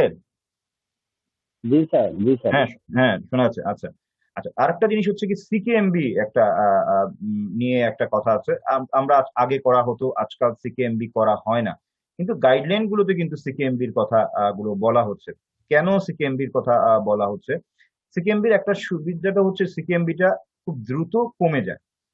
আপনারা আগে দেখেছেন যে ট্রোপোনিন আই কমতে কিন্তু সময় লাগে 72 ঘন্টা মাইনর এলিভেশন হলে, নাহলে 24 ঘন্টা, মানে 14 দিন।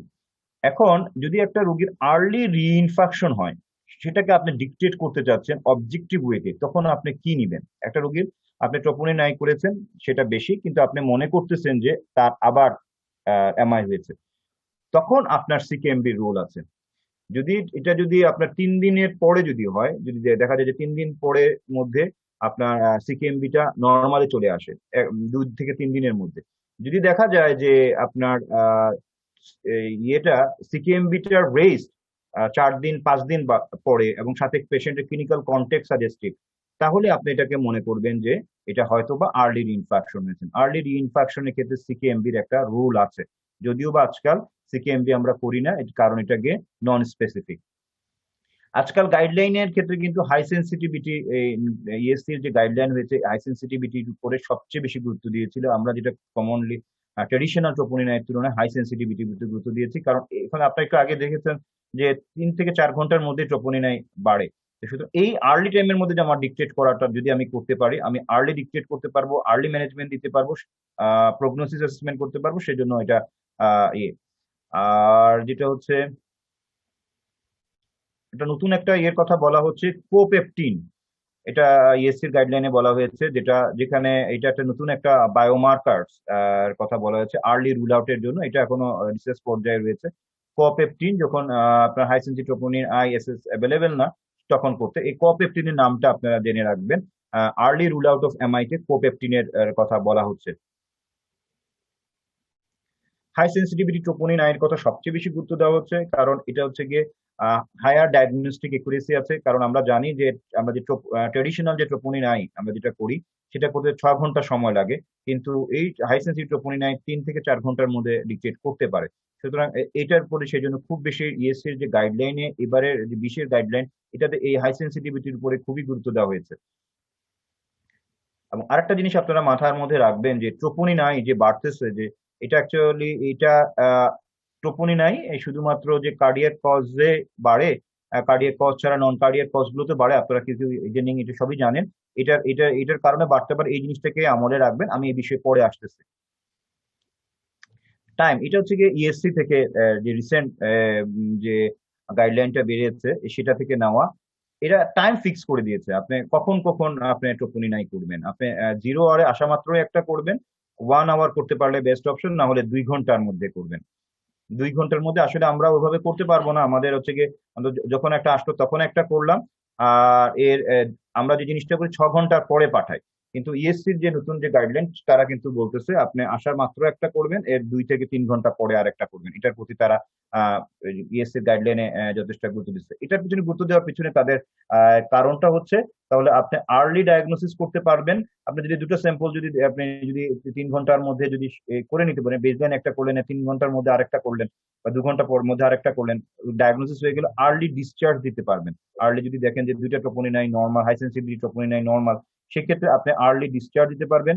আর যদি রোগীর যদি ট্রোপোনিন আই বেড়ে থাকে তাহলে সেক্ষেত্রে আপনার কি ম্যানেজমেন্টের স্ট্র্যাটেজি নেবেন সেটা নিতেও সুবিধা হবে, যেটা আমরা আগে 6 ঘন্টা পরে করতাম যদি বসে থাকতাম, সেটা না করে এই হাই সেন্সিটিভিটি ট্রোপোনিন আই 0 আরে একটা করবেন, এর 2 ঘন্টা পরে আরেকটা করার কথা আজকাল বলা হচ্ছে।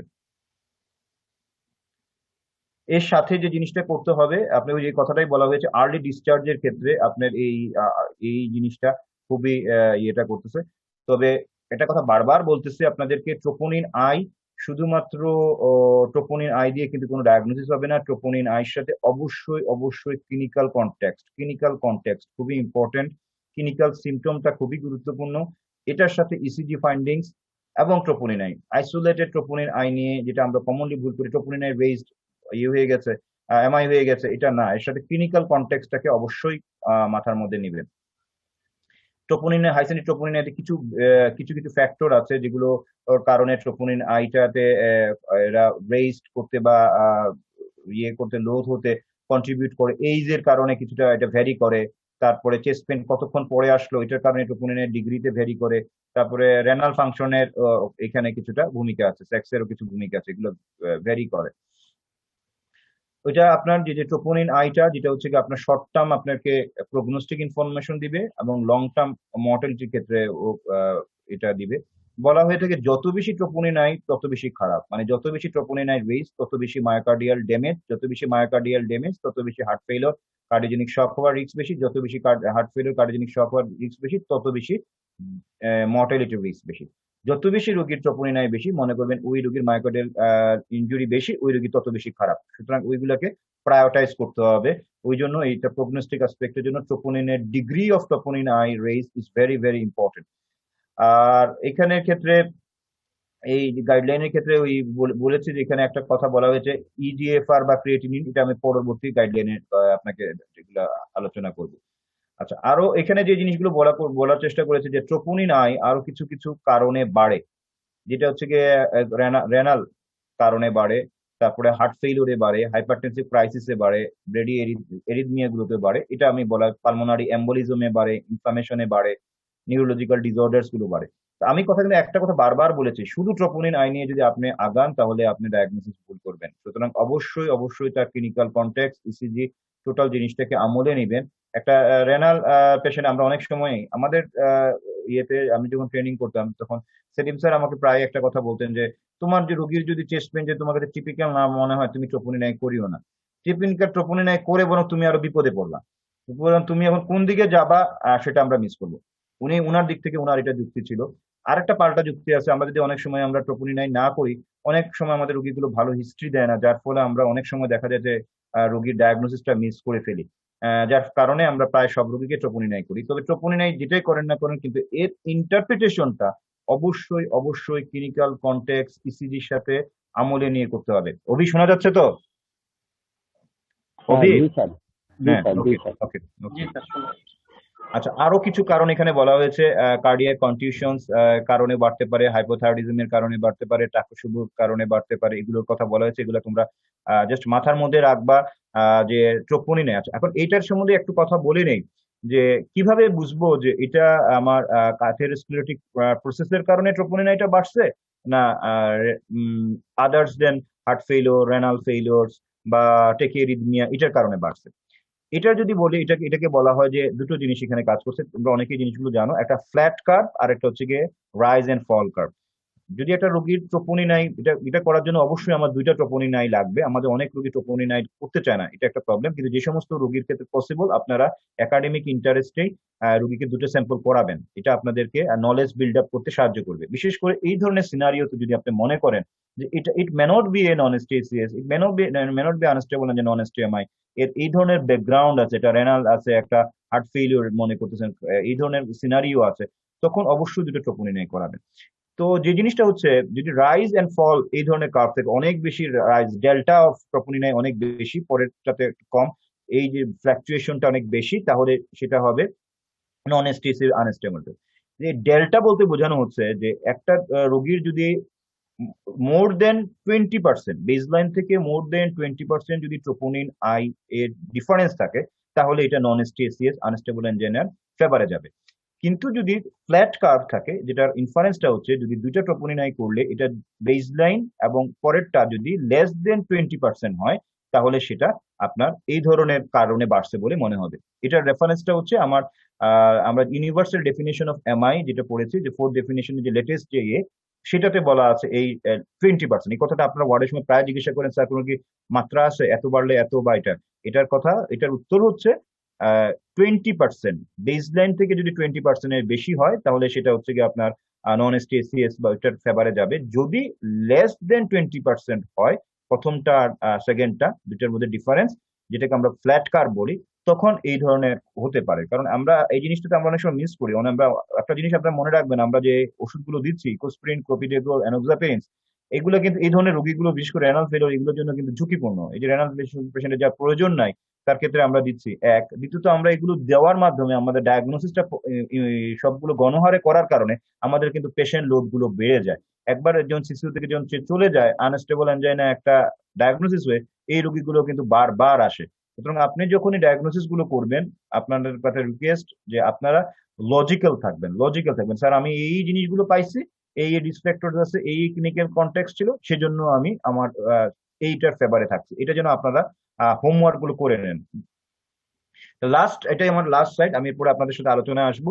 যেটা হয়েছে যে যেটাই করেন না কেন, শুধুমাত্র ইসিজি আর ট্রোপোনিন আই ইনসাফিসিয়েন্ট, এটার সাথে অবশ্যই ক্লিনিক্যাল কনটেক্সট, অবশ্যই আপনি ক্লিনিক্যাল কনটেক্সটটাকে আমলে নিবেন। ক্লিনিক্যাল কনটেক্সট, ইসিজি এবং ট্রোপোনিন আই, এবং ট্রোপোনিন আই এর আপনার যে ফ্যালাসি গুলো, এগুলো আপনি জানবেন। ইসিজির যে ফ্যালাসি গুলো আপনার এলবিএইচ এর বা এলবিবি, এগুলোকে আমলে নিবেন। এসি ক্লিনিক্যাল কনটেক্সটের এটিপিক্যাল সিমটম, তারপর এগুলোকে আমলে নিবেন। আদার্স ডিফারেন্সিয়াল এক্সক্লুড করেছেন কিনা, এগুলোকে আমলে নিয়ে তারপরে একটা ডায়াগনোসিস করবেন। ম্যানেজমেন্ট খুবই সহজ, আপনারা জানেন ম্যানেজমেন্ট কি করতে হবে, এটা প্রোটোটাইপ। কিন্তু চ্যালেঞ্জ হচ্ছে কি আপনার ডায়াগনোসিসটা করার জন্য আপনাকে কিছু হোমওয়ার্ক করতে হবে। তো আমি যদি সামারাইজ করে বলি, আপনার রোগী যখন আসবে, যখন একটা চেস্ট পেইনের যখন একটা রোগী আপনি দেখবেন, ইন্টার্ন দেখবে, পাশাপাশি আপনিও একটু দাঁড়ায় থেকে এই জিনিসগুলোকে অবজার্ভ করবেন।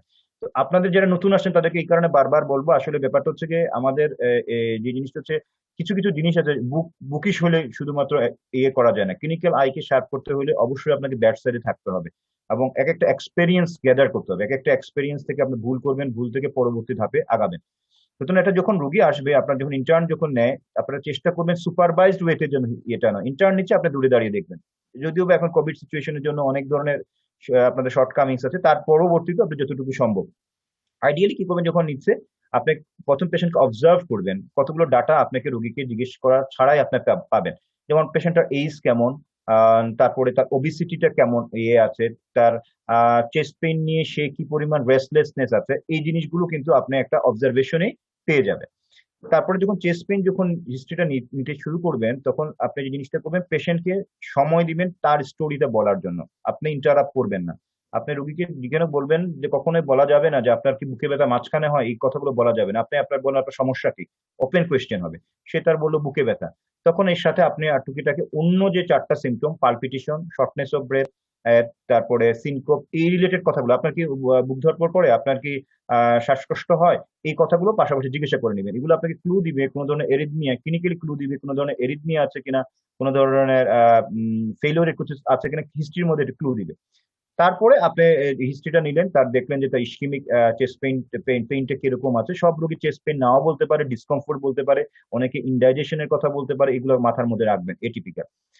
তার পরবর্তীতেই যখন হিস্ট্রিটা আপনি দেখবেন মনে হচ্ছে যে আপনি বর্ডার লাইনে আছেন, এটা ইস্কিমিক হতে পারে, নন ইস্কিমিক হতে পারে, তখন তার রিস্ক ফ্যাক্টর গুলোকে আমলে নেবেন। আমি আমার একটা টিপস দিয়েছি, এতে এইজ বেশি, 40-এর বেশি, 50-এর বেশি, বিতে ব্লাড প্রেশার, সিতে সিগারেট, ডিতে ডিসলিপিডিমিয়া ও ডায়াবেটিস, ইতে অতিরিক্ত emotional stress, type 1 personality, F family history, জিতে গ্লাইসেমিয়া ও ডায়াবেটিস, যেটা আগে বলে ফেলেছি, H prior history of MI, PCI ও সিবিডি। এই ধরনের রোগী যখন আসবে, benefit of doubt, he or she must get treatment of non STACS, that is unstable angina non STEMI. এটাতে আমি মাইন্ড করবো না। যার যত বেশি রিস্ক ফ্যাক্টর আছে আপনি দিচ্ছেন, আমাদের অনেক ধরনের শর্টকামিংস আছে, আমরা অনেক রোগী দেখতে হয়, সেটাতে দিচ্ছেন, আমি এটাতে মনে করি যে। কিন্তু যে রোগীর এই ধরনের রিস্ক ফ্যাক্টর তেমন কিছু নাই, তাকে যদি আপনি গণহারে যদি সবাইকে দেওয়া হয়, তাহলে কিন্তু এই রোগীগুলোর পরবর্তীতে আর কিছু নাই, টপোনিন বাড়ে নাই, আনস্টেবল এনজাইনা হয়ে ছুটি হবে, এবং এই রোগীগুলো বারবার বারবার আসবে, আপনি সিসিউর যে আপনার যে লোড, যে প্রপার ডায়াগনোসিস সেটা করতে পারবেন না। দ্বিতীয়ত যেটা হচ্ছে গিয়ে, এই পেশেন্ট গুলো কি, বিশেষ করে সিসিউ থেকে যে পেশেন্ট গুলো ডিসচার্জ হয়ে যায়, এই পেশেন্ট গুলো আর কেউই এই প্রেসক্রিপশনে হাত দেয় না, কারণ সবাই মনে করে কার্ডিয়াক পেশেন্ট একটু রিস্কি পেশেন্ট, যার ফলে এই রোগীগুলো বারবারই আসবে, এই জায়গাগুলো ফলো আপ হবে না, এবং আপনার যে কলিগ সেকেন্ড টাইম যখন আসবে সেও আবার রিভিউ করে না। আমরা যে প্রথমবার যে আনস্টেবল এনজাইনা বলে দিয়েছিলাম, এটা আমরা কোন ব্যাকগ্রাউন্ডে বলেছিলাম, এর জন্য কি যথেষ্ট হোমওয়ার্ক করেছে কি, এই জিনিসটা আপনি ভেরিফাই করুন। আপনার আগে আনস্টেবল এনজাইনা হিসেবে লেবেল হয়ে গেছে, তার মানেই যে unstable angina, it may not be, it may not be. এটা আমরা অনেক এক্সপিরিয়েন্স পেয়েছি। সেই ক্ষেত্রে আপনারা যে জিনিসটা করবেন, সবসময় রিভিউ করার চেষ্টা করবেন যে আগের ইয়েগুলো, এবং রেশনাল থাকার চেষ্টা করবেন যে এই এই যুক্তিতে আমি রোগীকে ইয়ে দিচ্ছি। অভি, হ্যালো অভি। হ্যাঁ, হ্যাঁ স্যার। আচ্ছা, আমার আজকের মতো এটুক এটুক পর্যন্ত প্রেজেন্টেশন শেষ। এখন তোমাদের যদি কোনো কোয়ারি থাকে, একজন একজন করে কোয়ারি করো। প্রথম তোমাকে দিয়ে শুরু করলাম, তুমি বলো, তোমার কোনো কোয়ারি আছে? আমার কোয়েরি আছে। হ্যাঁ, বলেন বলেন। Thank you for nice presentation. বলো। আমার কোয়েরি হচ্ছে নন পারসিস্টেন্ট এসটি এলিভেশন, সেটা হচ্ছে আমরা নন এসটি এসিএস হিসেবে নেব। কিন্তু আমার যদি আগের একটা এসিজি থাকে, পেশেন্ট যদি নিয়ে আসে আরেকটা এসিজি, যে ওইখানে এসটি এলিভেশন ছিল, এখন এসটি এলিভেশন নাই, সেক্ষেত্রে আমি কিভাবে আগাবো? এসটি এলিভেশন ধরে আগাবো নাকি নন এসটি হিসেবে, মানে এসটি এলিভেটেড এমআই ধরবো এটাকে, নাকি নন এসটি এলিভেটেড এমআই? আচ্ছা, তো এটা যেটা হচ্ছে কি, প্রথম হচ্ছে কি আপনার যে যে ডকুমেন্টস নিয়ে আসছে, আপনি যেটা বলতেছেন যে আপনার সিনারিওটা হচ্ছে কি রোগীর ডকুমেন্টস নিয়ে আসছে। ডকুমেন্টস নিয়ে যদি আসে, তখন প্রথমে আপনি ডকুমেন্টসটাকে ভেরিফাই করবেন। আপনার ডকুমেন্টসটাকে ভেরিফাই করার পরে যে ওই যে জিনিসটা বললাম, আমাদের ফাইল ওয়ার্ক দুর্বল থাকে, আমরা ওইরকম ফাইল ওয়ার্ক করি না। আপনি ওইটা দ্বারা কনভিন্সড যে এটা হচ্ছে গিয়ে এসকেপিএস ছিল, তারপরে আপনার অন্যান্য এভিডেন্স দেখে আপনার এটা কনভিন্সড যে এসটি এমআই। তাহলে এসটিএমআই এর যে প্যাথোফিজিওলজি, আগের বার যেটা ঘটনাটা ঘটেছিল, টোটাল অক্লুশন হয়েছিল, সেই জন্য সে এমআই হয়েছে। আর এখন যে জিনিসটা আসছে যে এই রোগীটার সাবটোটাল অক্লুশন হয়েছে, সেই জন্য সে নন এসটিএসিএস হয়েছে। দেখুন আপনার করণীয়টা কি হবে, আপনি যদি আগের এভিডেন্স থাকে, আপনি ওটাকে লেভেল করবেন যে যেই অনুযায়ী ওল্ড এমআই, রিসেন্ট এমআই, এভাবে আপনি লেভেল করবেন।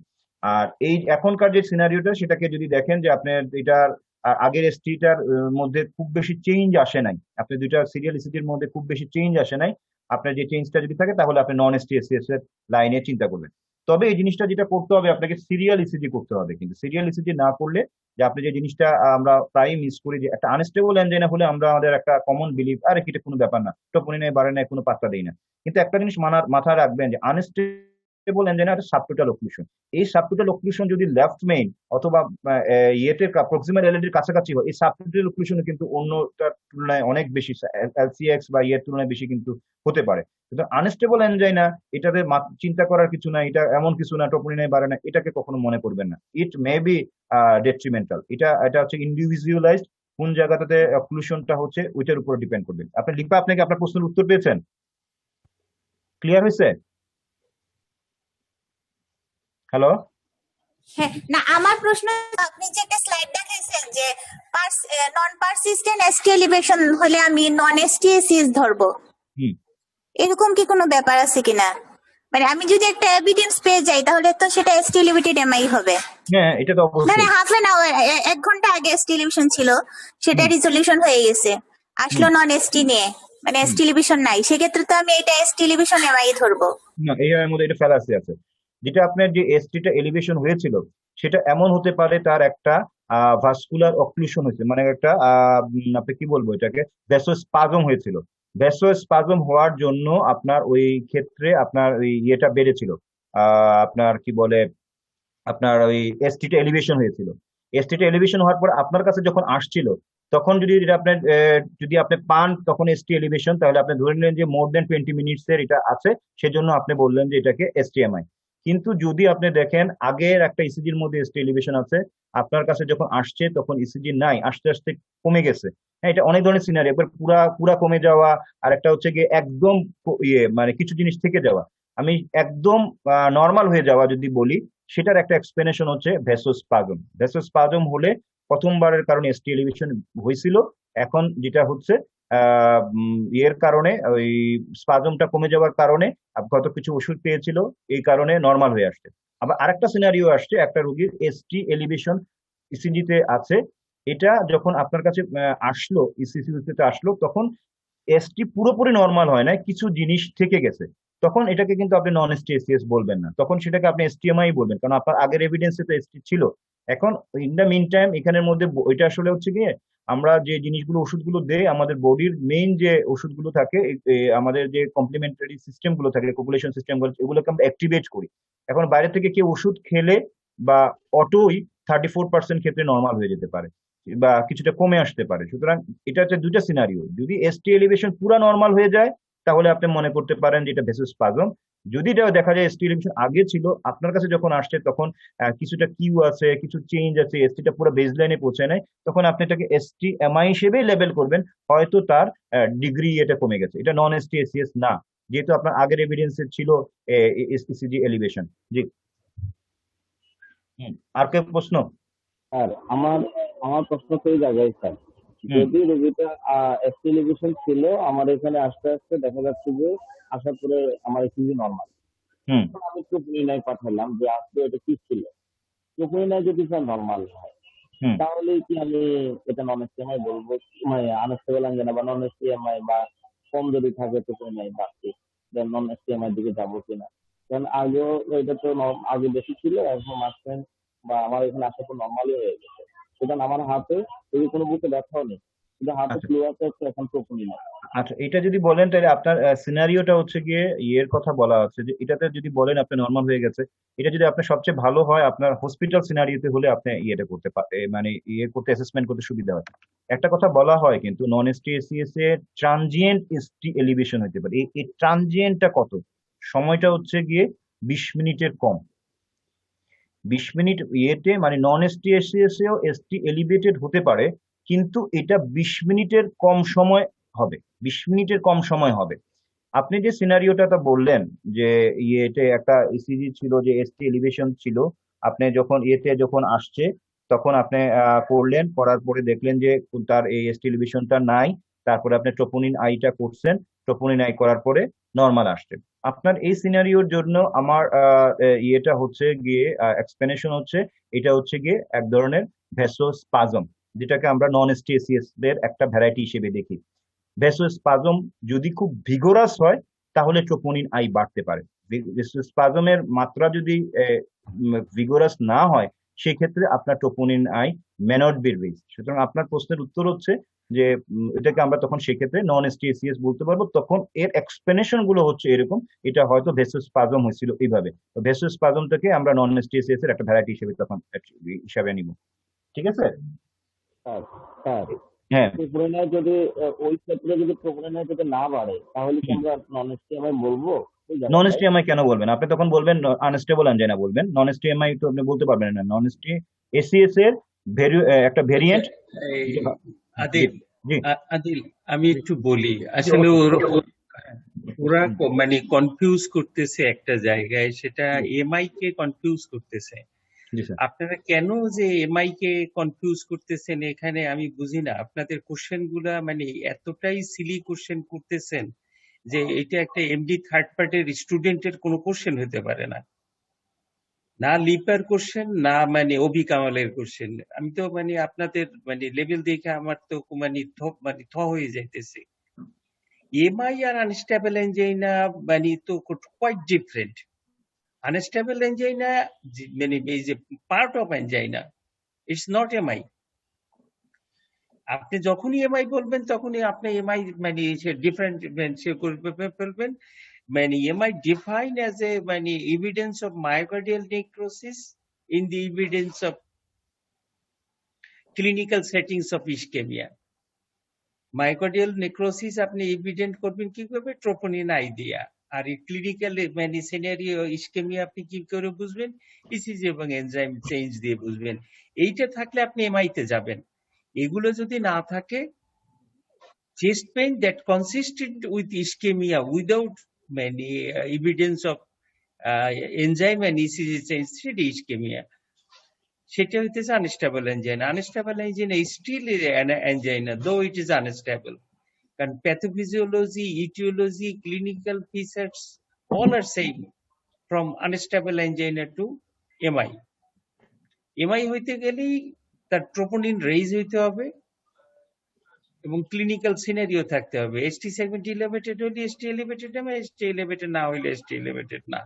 এখন প্রিভিয়াসলি এমআই ছিল, সেই রোগী যদি চেস্ট পেইন নিয়ে আসে, সে বাই ডেফিনেশন বাই ডিফল্ট এটা মানে এমআই তে মানে আনস্টেবল এনজাইনে চলে যাবে, বাই ডিফল্ট এটা আনস্টেবল এনজাইনে চলে যাবে। আপনার ব্রোনাউল্ডের ক্লাসিফিকেশনের ভিতরে যে ক্লাসিফিকেশন মানে 48 আওয়ার্স এর ভিতরে, 48 আওয়ার্স এর বাইরে রেস্ট এনজাইনা, এই যে তিনটা ক্লাসিফিকেশন দেওয়া আছে।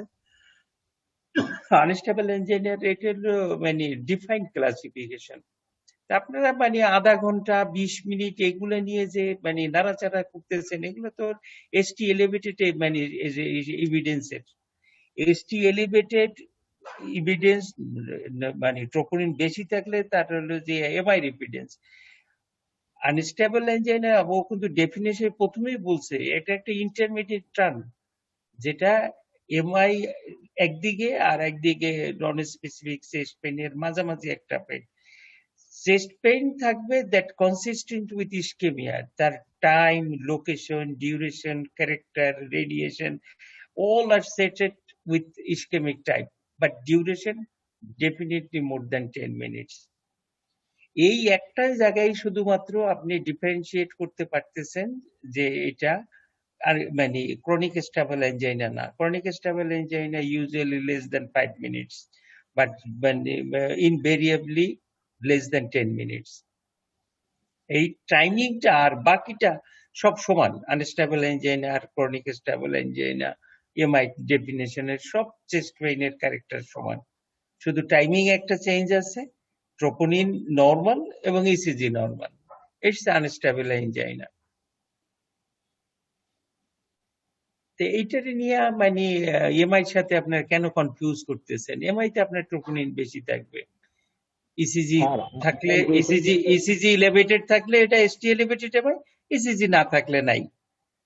স্যার ঠিক আছে, এই সাথে শুধু একটি সমস্যা ছিল স্যার, যে এসটি এলিভেশন আছে, আসার পরে ইসিজি নর্মাল হয়ে গেল, ট্রোপোনিন স্যার নর্মাল, এই জায়গাতে এই সমস্যাটা ছিল। সেটা তো আপনার এসটি এলিভেটেড আগে যেটা ছিল ইসিজি নরমাল, সে তো আপনার এর মধ্যে পড়বে না। এমআই তে তো আপনার বাই ডেফিনিশন এমআই তে যাচ্ছে না সে। জি অভি, আপনি যে ট্রোপোনিনায় যদি নরমাল থাকে তাহলে এটা আনস্টেবল এনজাইনাই, এটা তো আপনি স্যার তো বললেনই, এটা এমআই তে তো সে যাবেই না, যাবেই না, সে ট্রোপোনিনায় তো রিস্ক না, সেটা যাচ্ছে না। কারণ হলো মানে ফোর্থ ডেফিনিশন অনুসারে হলো ইউনিভার্সাল ডেফিনিশন হলো যে ট্রোপোনিন রেইজড মানে এভিডেন্স অফ মায়োকার্ডিয়াল নেক্রোসিস, অথবা ওটা বলাই আছে যে evidence of myocardial necrosis in the contest, clinical contest of মানে এমআই। ক্লিনিক্যাল কন্টেস্ট এমআই এর ভিতরে সাবসেট না থাকলে এমআই আপনি ডিফাইন করতে পারবেন না। ট্রোপোনিনাই রেইজড হইলেও আপনি পারবেন না, ট্রোপোনিনাই রেইজড আছে, আপনি একুট অথবা ক্রনিক যেটাই হোক না কেন সেটা এমআই হবে না। শুধুমাত্র মানে ক্লিনিক্যাল কন্টেস্ট যদি হয় তাহলে এমআই হবে। আপনি ডেল্টা কার্ভের ওই পাশের যে এইটা যদি সেদিনও আপনাদের দেখাইলাম যে ওই যে রেসিডেন্সের সাথে যে ডেল্টা কার্ভ দেখাইলাম, সেইখানে আপনাদের মানে ওই যে দুইটা মানে চার্টটা দেখাইলাম, চার্টটা মানে দেখেন, খেয়াল রাখেন না।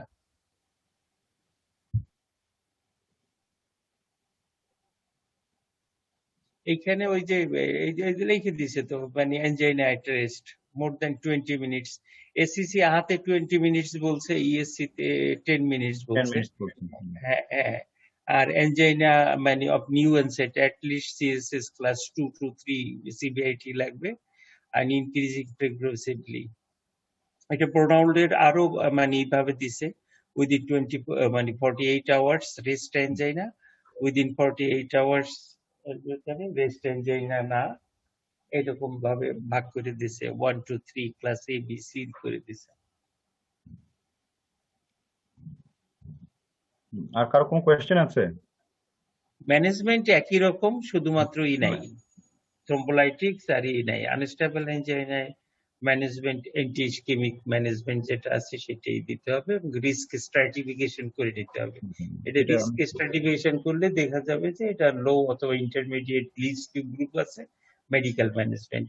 Unstable angina high risk group, মানে রেয়ারলি হাই রিস্ক গ্রুপ হয়, hemodynamic instability, persistent VT, VM, এই সময় এবং মেকানিক্যাল কমপ্লিকেশন যদিও হওয়ার সম্ভাবনা নাই, তারপরে যদি এগুলো থাকে সেগুলো ইনভেসিভ প্রসিডিউরে যাবে। Otherwise medical management is the mode of treatment.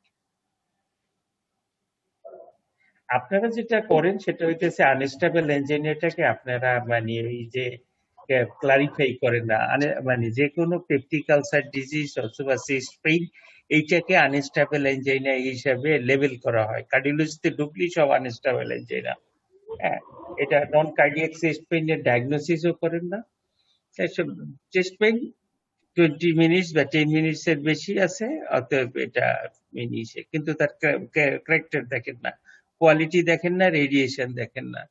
Character, quality, radiation এবং এটা না দেখলে তো এটা আনস্টেবল এনজাইনার সাথে হবে না।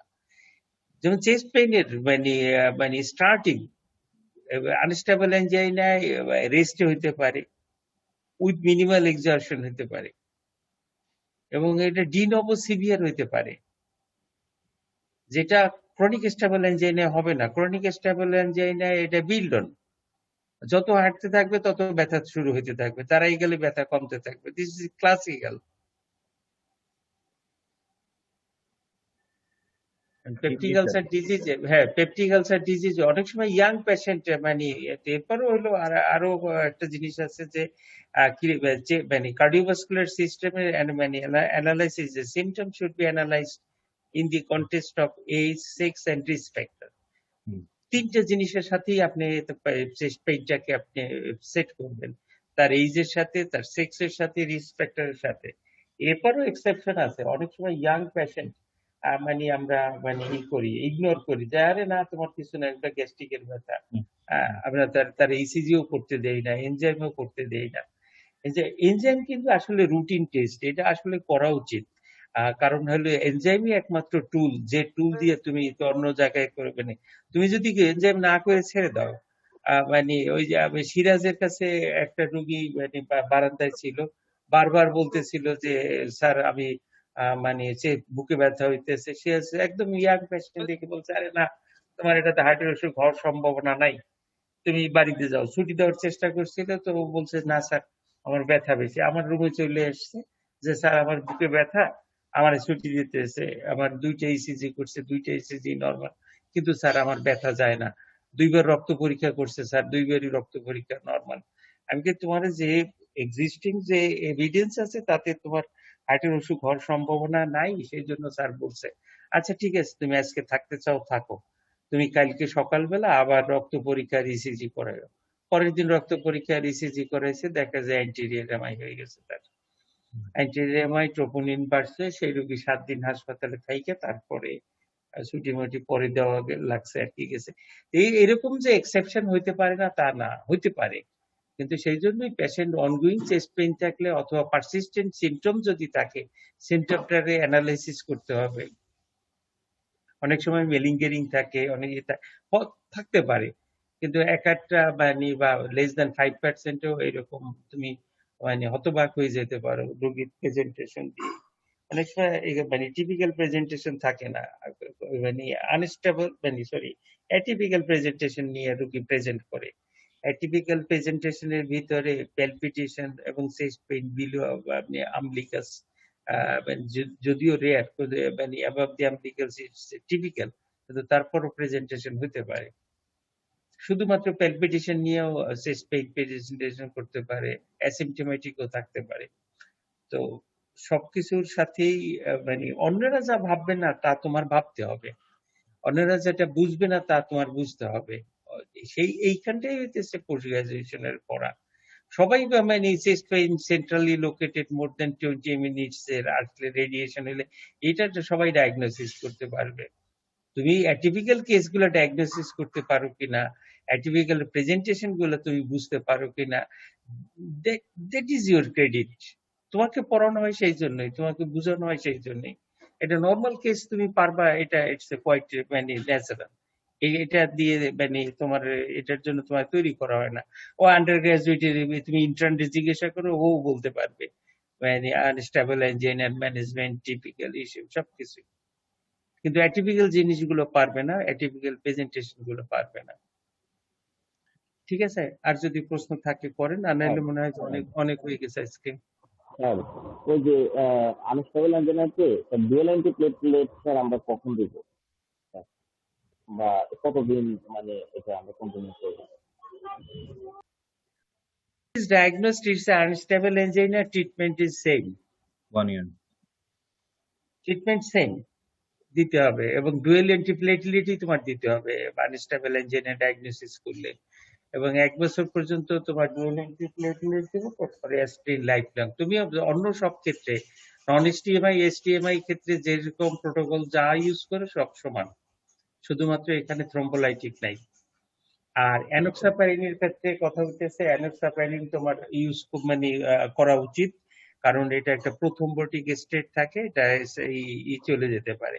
তবে যদি একদম মানে কেস হয়, মানে লো রিস্ক কেস হয়, তাই অ্যানোক্সাপারিন ইউজ না করলেও পারো। কিন্তু আনস্টেবল এনজাইনা আমরা মানে প্রায় ইগনোর করি, যে দেখা যায় আনস্টেবল এনজাইনা পরবর্তীতে নন এসটিএমআই অথবা এসটি এলিভেটেড এমআই নিয়ে আসতেছে।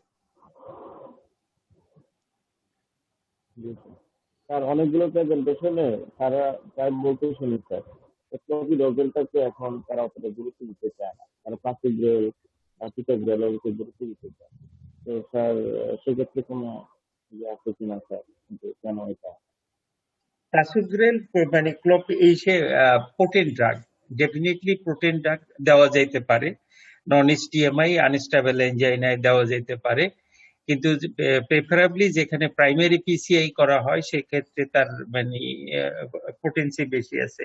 আদারওয়াইজ নাই। যেমন থ্রোম্বোলাইটিক যদি তুমি কখনো দাও, তাহলে clopidogrel is the drug of choice, তোমার কোনো কোশ্চেন নাই সেকেন্ড টাইম যে তুমি প্রাসুগ্রেল বা অথবা টিকাগ্রেল দিতে পারো তুমি থ্রোম্বোলাইটিকের সাথে। এটা হলো এমআই সেটিংসে। আর আনস্টেবল এনজাইনায় অথবা নন এসটিএমআই তে মানে দেওয়া যেতে পারে। আমি একটু সাপ্লিমেন্ট করি স্যার, যদি শুনবেন। বলো। যেটা হচ্ছে কি ওই দেখা গেছে যে প্রাসুগ্রেলটাকে বলতেছে যে আপনার যদি আপনি প্ল্যান করেন যে আপনি ইন্টারভেনশনে যাবেন তাহলে, আর প্লেটো ট্রায়ালে দেখা গেছে যে ক্লোপিডোগ্রেল আর টিকাগ্রেলোর ট্রায়ালের ইয়ের মধ্যে টিকাগ্রেলোরটা একটু বেটার, বিশেষ করে নন এসটিএসিএস এর ক্ষেত্রে। নন এসটিএসিএস এর ক্ষেত্রে আপনি টিকাগ্রেলোর দিলে তার বেশ কিছু ইফেক্টস পাওয়া যায়, সেই জন্য আপনি টিকাগ্রেলোরটা দিতে পারবেন। আর এসটিএমআই এর পেশেন্টের ক্ষেত্রে যে পেশেন্টগুলো আপনার ইন্টারভেনশনে যাবে এরকম একটা প্ল্যান আছে, সেগুলোকে আপনি টিকাগ্রেলোর দিতে পারেন।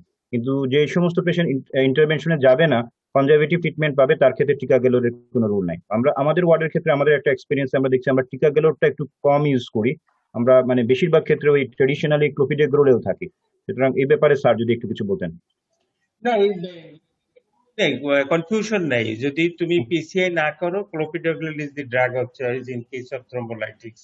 এটা দ্বিতীয় ধরনের কোনো নাই। কেউ যদি নিজের ইচ্ছা মতো করে, মানে তার নিজের দায়বদ্ধতার থেকে মানে করবে, সে এটা পানিশেবল। তুমি গাইডলাইনের বাইরে তুমি যদি কিছু করো, তোমাকে যদি কোনো সময় তুমি এর জন্য ধরা পড়ো, তাহলে তুমি দায়বদ্ধ। মানে মানতে হবে এমন বাধ্যবাধকতা নাই, কিন্তু তোমাকে চ্যালেঞ্জ করলে তুমি তো কোনো প্রশ্নের উত্তর দিতে পারবে না যে তুমি কেন তুমি এই ক্ষেত্রে এই জিনিসটা ইউজ করছো, যেখানে বলা হয়েছে যে drug of choice in case of thrombolytics. আর আদিল যেটা বলতেছিল যে প্রাইমারি পিসিআই যদি করো, তাহলে ডেফিনেটলি তুমি প্রাইমারি পিসিআই করলে তুমি প্রাসুগ্রেল টিকাগ্রেল তুমি এটা দিতে পারো, এতে কোনো সমস্যা নাই। নন এসটিএমআই এর ক্ষেত্রে তুমি ইউজ করতে পারো যদি পেশেন্ট অ্যাফোর্ড করতে পারে। এখন 2 দিন 3 দিন দেওয়ার পরে ক্লোপিডোগ্রেল আমাদের মতো সিনারিওতে অ্যাফোর্ড করতে পারে না, সেক্ষেত্রে প্রাসুগ্রেল তো না। হ্যাঁ, ধনী মানুষ হলে তুমি নন এসটিএসিএস এ নন এসটিএমআই তে তুমি দিতে পারো, সেক্ষেত্রে এটাই। কিন্তু মানে এসটি এলিভেটেড এমআই তে উইদাউট পিসিআই প্রাসুগ্রেল মানে দেওয়া যৌক্তিক না, গাইডলাইন সাপোর্ট করে না। আমি দেবো আমার গাইডলাইন। আমি তো দেখছি যে ওই যে আমার মানে chronic stable angina sir triple therapy দেয়, সিলেটে আছে, বউ স্যার আছে ট্রিপল থেরাপি দেয়। And সে দিলে তার তো মানে তুমি একটু কিছু বলতে পারবে না, যে যার মতো করে চিকিৎসা দেয়। কিন্তু তুমি যদি প্রশ্নবদ্ধ হও, তোমাকে যদি মানে কোয়ারি করা হয় যে কেন দিচ্ছেন আপনি, যৌক্তিকতা কোথায়, সেই ক্ষেত্রে তোমার প্রশ্নের উত্তর তোমার দিতে হবে। স্যার ওই যে ড্রাগ রেজিস্ট্যান্স থেকে মানে আমরা বুঝার উপায় আছে কিনা, যে প্রফিটেবল হলো কিনা স্যার, এটা কি আমাদের এখানে কোনো টেস্ট আছে? এইগুলো মানে টেস্ট আছে, দুইটা ল্যাবরেটরিতে করে একটা হলো মানে ইউনাইটেডে করে, একটা ল্যাবরেটরি করে, যে ক্লোপিডোগ্রেল ড্রাগ রেজিস্ট্যান্স আছে কিনা। 15 to 20% মানে ক্লেম করে যে অ্যাসপিরিন ক্লোপিডোগ্রেল রেজিস্ট্যান্স হতে পারে, এটা মানে ক্লেম করে। তারপর হলো মানে এগুলা তোমাদের মাথার মধ্যে না রাখাই ভালো, যদি জিজ্ঞাসা করে লাস্টলি জিজ্ঞাসা করতে পারে। প্রফিটেবল রেজিস্ট্যান্স নিয়ে তোমাদের এতটা চিন্তিত হওয়ার কিছু নেই, কারণ এটা কোনো গ্লোবাল বার্ডেন না। ঠিক স্যার।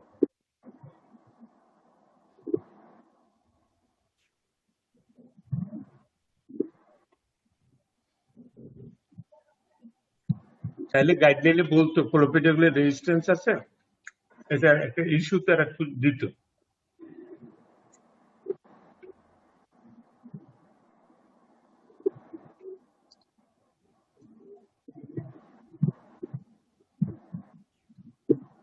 আনস্টেবল এঞ্জিনের পদ জিজ্ঞাসা করলে পরীক্ষার সময় এটার জন্য বলতে পারেন। আনস্টেবল এঞ্জিনের 6টা কজ আছে, 6টা কজের ভিতরে লাস্ট কজ হলো সেকেন্ডারি কজ। সেকেন্ডারি কজের ভিতরে এই সমস্ত কজ যেন পরীক্ষার সময় বলতে পারেন, এর জন্য হ্যাঁ হয়ে না থাকেন।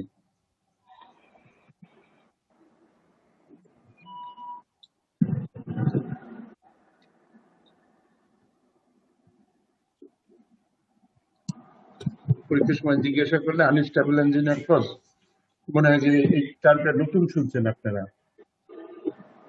এমন ভাবে তাকিয়ে থাকেন। আর ম্যানেজমেন্ট আনস্টেবল ইঞ্জিনিয়ার ম্যানেজমেন্ট, এটা কোশ্চেন আসে ওই যে লং ভাই কোশ্চেন আসে, কারণ পরীক্ষা ওই সময় টেবিলের মধ্যে দেওয়া থাকে আনস্টেবল ইঞ্জিনিয়ার এসটিএমআই, ওর মধ্যে ধরে বসে unstable engineer risk study equation কিভাবে করবেন, আনস্টেবল ইঞ্জিনিয়ার ম্যানেজমেন্ট কিভাবে করবেন, একটা আনস্টেবল ইঞ্জিনিয়ার পেশেন্টকে আপনি কি বলে ছুটি দেবেন, প্র্যাকটিক্যাল কতগুলো কথা জিজ্ঞাসা করে বসবেন। ঠিক আছে, আজকে থাকেন, কালকে ক্লাস কার?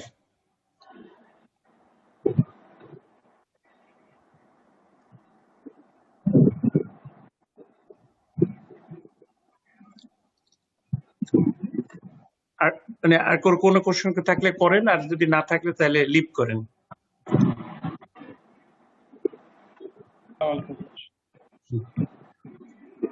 আদিল কোশ্চেন কি জিজ্ঞাসা করতে চাইলে করতে পারেন, আমি অফ হয়ে থাকতেছি।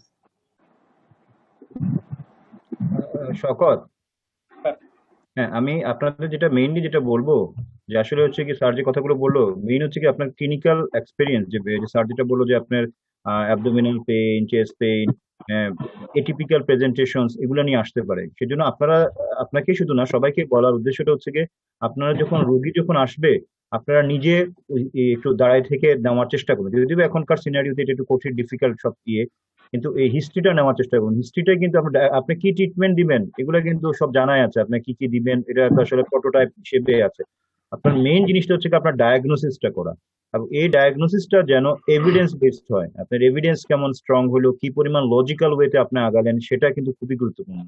আমাদের শিশুতে আমার যেটা, আমি তো প্রায় 1.5-2 বছর এখানে অ্যাসিস্ট্যান্ট রেজিস্ট্রার ছিলাম, তো আমার যেটা এক্সপিরিয়েন্স, আমরা মানে এদিক থেকে খুব বেশি না, আমাদের রুগী আসা মাত্রই আমরা দিচ্ছি, আমাদের পিছনে আমরা পাল্টা যুক্তি দিই, স্যার যদি এটা হয়ে যায় তখন কি হবে। হ্যাঁ ঠিক আছে, আপনি আনস্টেবল এঞ্জিনিয়ার নন এসটিএমআই ট্রিটমেন্ট দিবেন, কিন্তু এটা দেওয়ার আগে স্যার যে কথাটা বললেন এক কথার মধ্যে খুবই গুরুত্বপূর্ণ কথা, age, sex, risk factor. Every patient should be judged on the basis of their age, sex, and the risk factor. Risk factor কি আছে এগুলো আপনি নোট ডাউন করেন, তার বয়স কত সেটাকে ডিফারেন্সিয়েট করেন, তার সেক্সটাকে আমলে নেন, এরপরে আপনি যদি দেন আপনার এটা লজিক্যাল হোমওয়ার্ক করে ব্যাকগ্রাউন্ড হিসেবে দেন, আমরা মাইন্ড করবো না। কিন্তু আপনি একটা সব রোগীকে দিবেন, আর স্যার যে একটা সিনারিও বললেন একটা ইয়াং এজের পেশেন্ট এরকম বলতেছে যে তার চেস্ট পেন, এটাকেও আবার উড়াই দেওয়া যাবে না। সুতরাং স্যারের কথা বলার উদ্দেশ্যটাই হচ্ছে আপনি আপনার সিমটমটাকে গুরুত্ব দিবেন। সিমটম যদি দেখেন যে টিপিক্যাল ইস্কেমিক চেস্ট পেইন হয়, what ever may be the ECG, what ever may be the troponin I reports,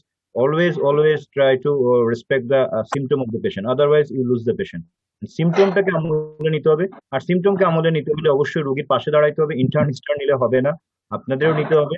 এখন আমি স্বীকার করি যে অনেক ধরনের ইয়ে আছে।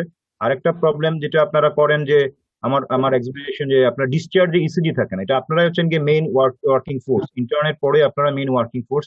সেই জন্য আপনারা এতটুকু এনশিওর করার চেষ্টা করবেন যে একটা বেসলাইন ইসিজি, আর অন্তত যদি মাঝখানে পারা যায় তো ভালো, না পারলে অন্তত ছুটির আগে এটাকে রোল করে ফেলবেন, এটা নিয়ম বানায় ফেলবেন যে প্রতিটা রোগীর একটা বেসলাইন ইসিজি থাকবে। তাহলে একটা রোগী যখন ছুটি হয়ে যাচ্ছে তখন সে তার হার্ট রেটটা কত থাকতেছে, তার পরবর্তীতে কি আনস্টেবল এনজাইনা থেকে এমআই হয়ে বের হয়ে যাচ্ছে কিনা, সেগুলো আপনারা যদি নোটিফাই না করেন তাহলে তো প্রবলেম হবেই। ঠিক আছে? স্যার রিস্ক স্ট্র্যাটিফিকেশন যেটা বললো স্যার, এটা কি একটু আচ্ছা, রিস্ক আলোচনা স্ট্র্যাটিফিকেশন আমি করবেন আজকে আসি নাই আসলে, আমার ইয়েটা রিস্ক স্ট্র্যাটিফিকেশন যেটা হচ্ছে গিয়ে আপনি যেটা করবেন ইয়েটা যে একটা হচ্ছে গিয়ে আমরা টিমি স্কোর আছে, গ্রেজ স্কোর আছে, হ্যাঁ।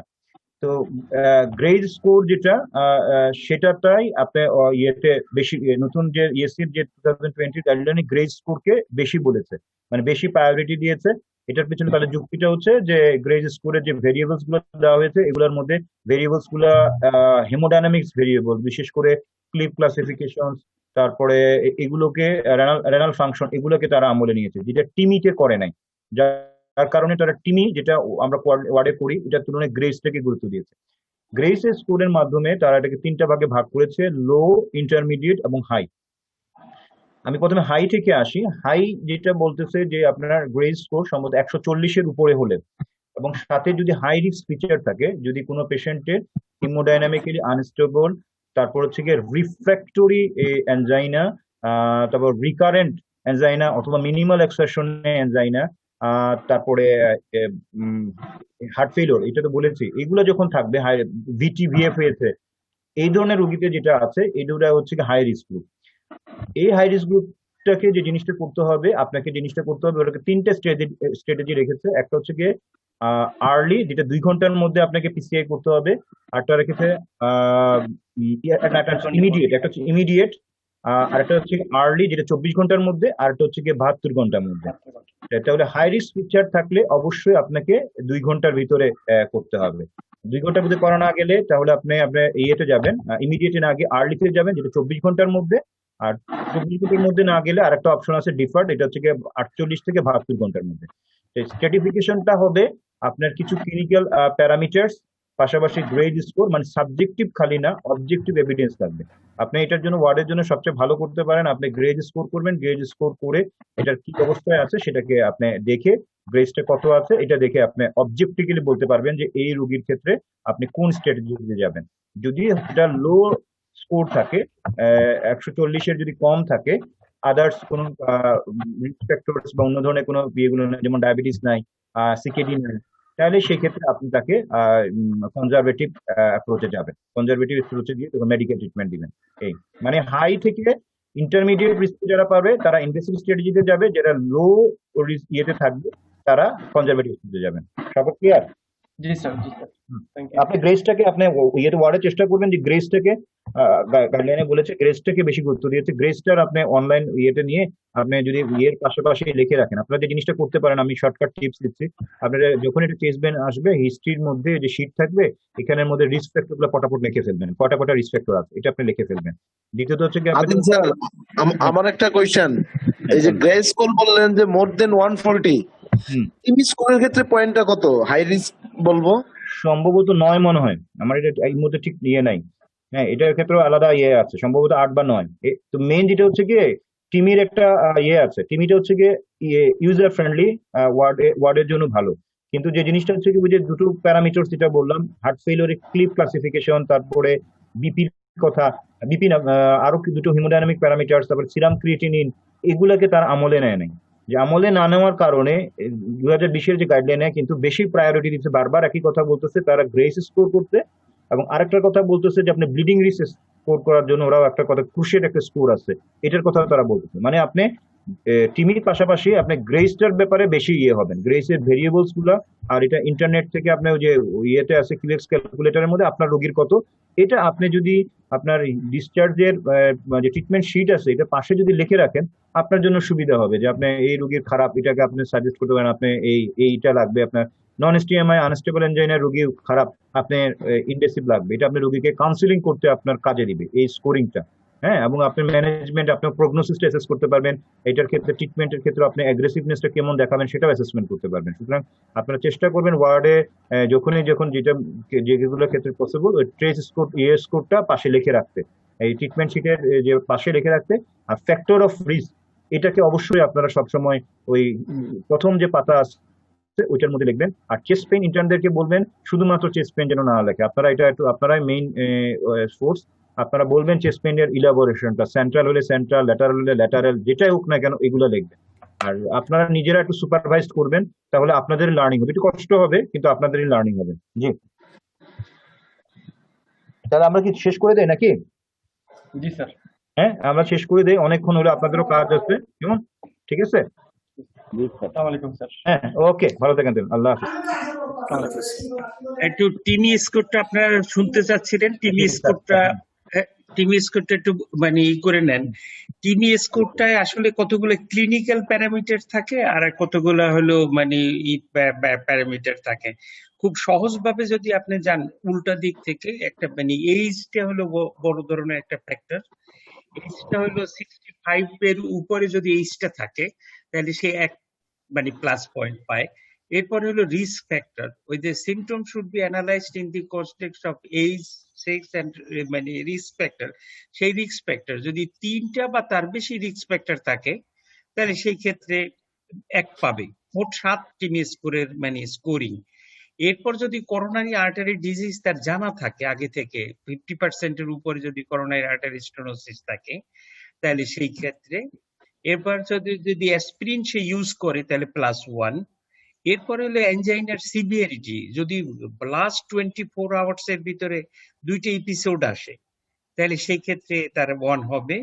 এবং ইসিজি এবং এনজাইম চেঞ্জ, যদি ইসিজি তে চেঞ্জ থাকে 0.5 মিলিমিটারের মতো চেঞ্জ থাকে, that is not sufficient for the diagnosis of ST elevated MI অথবা নন এসটি এলিভেটেড এমআই মানে সেই ক্ষেত্রে। এবং পজিটিভ বায়োমার্কার আসলে আসলে এটার আনস্টেবল এনজাইনে থাকবে না, তখন সেটা চেঞ্জ হয়ে যাবে তার ইসের ভিতরে, নন এসটি এমআই এর ভিতরে চলে যাবে।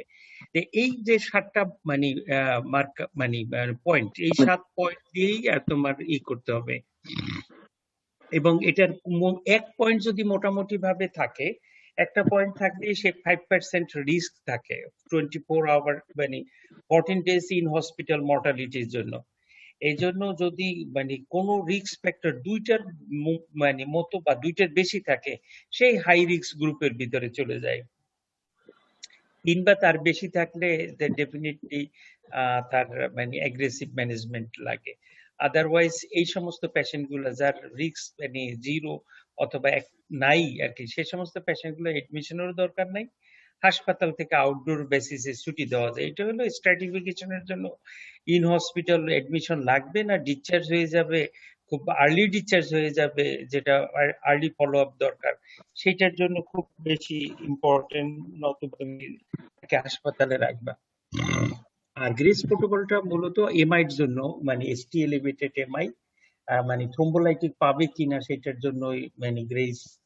আর তোমরা ওই যে নন এসটি মানে আনস্টেবল এনজাইন এবং নন এসটি মানে মানে টিমি স্কোর একদম মানে করাই আছে আনস্টেবল এনজাইন এবং নন এসটি এমআই ডিফারেন্সিয়েট করার জন্য।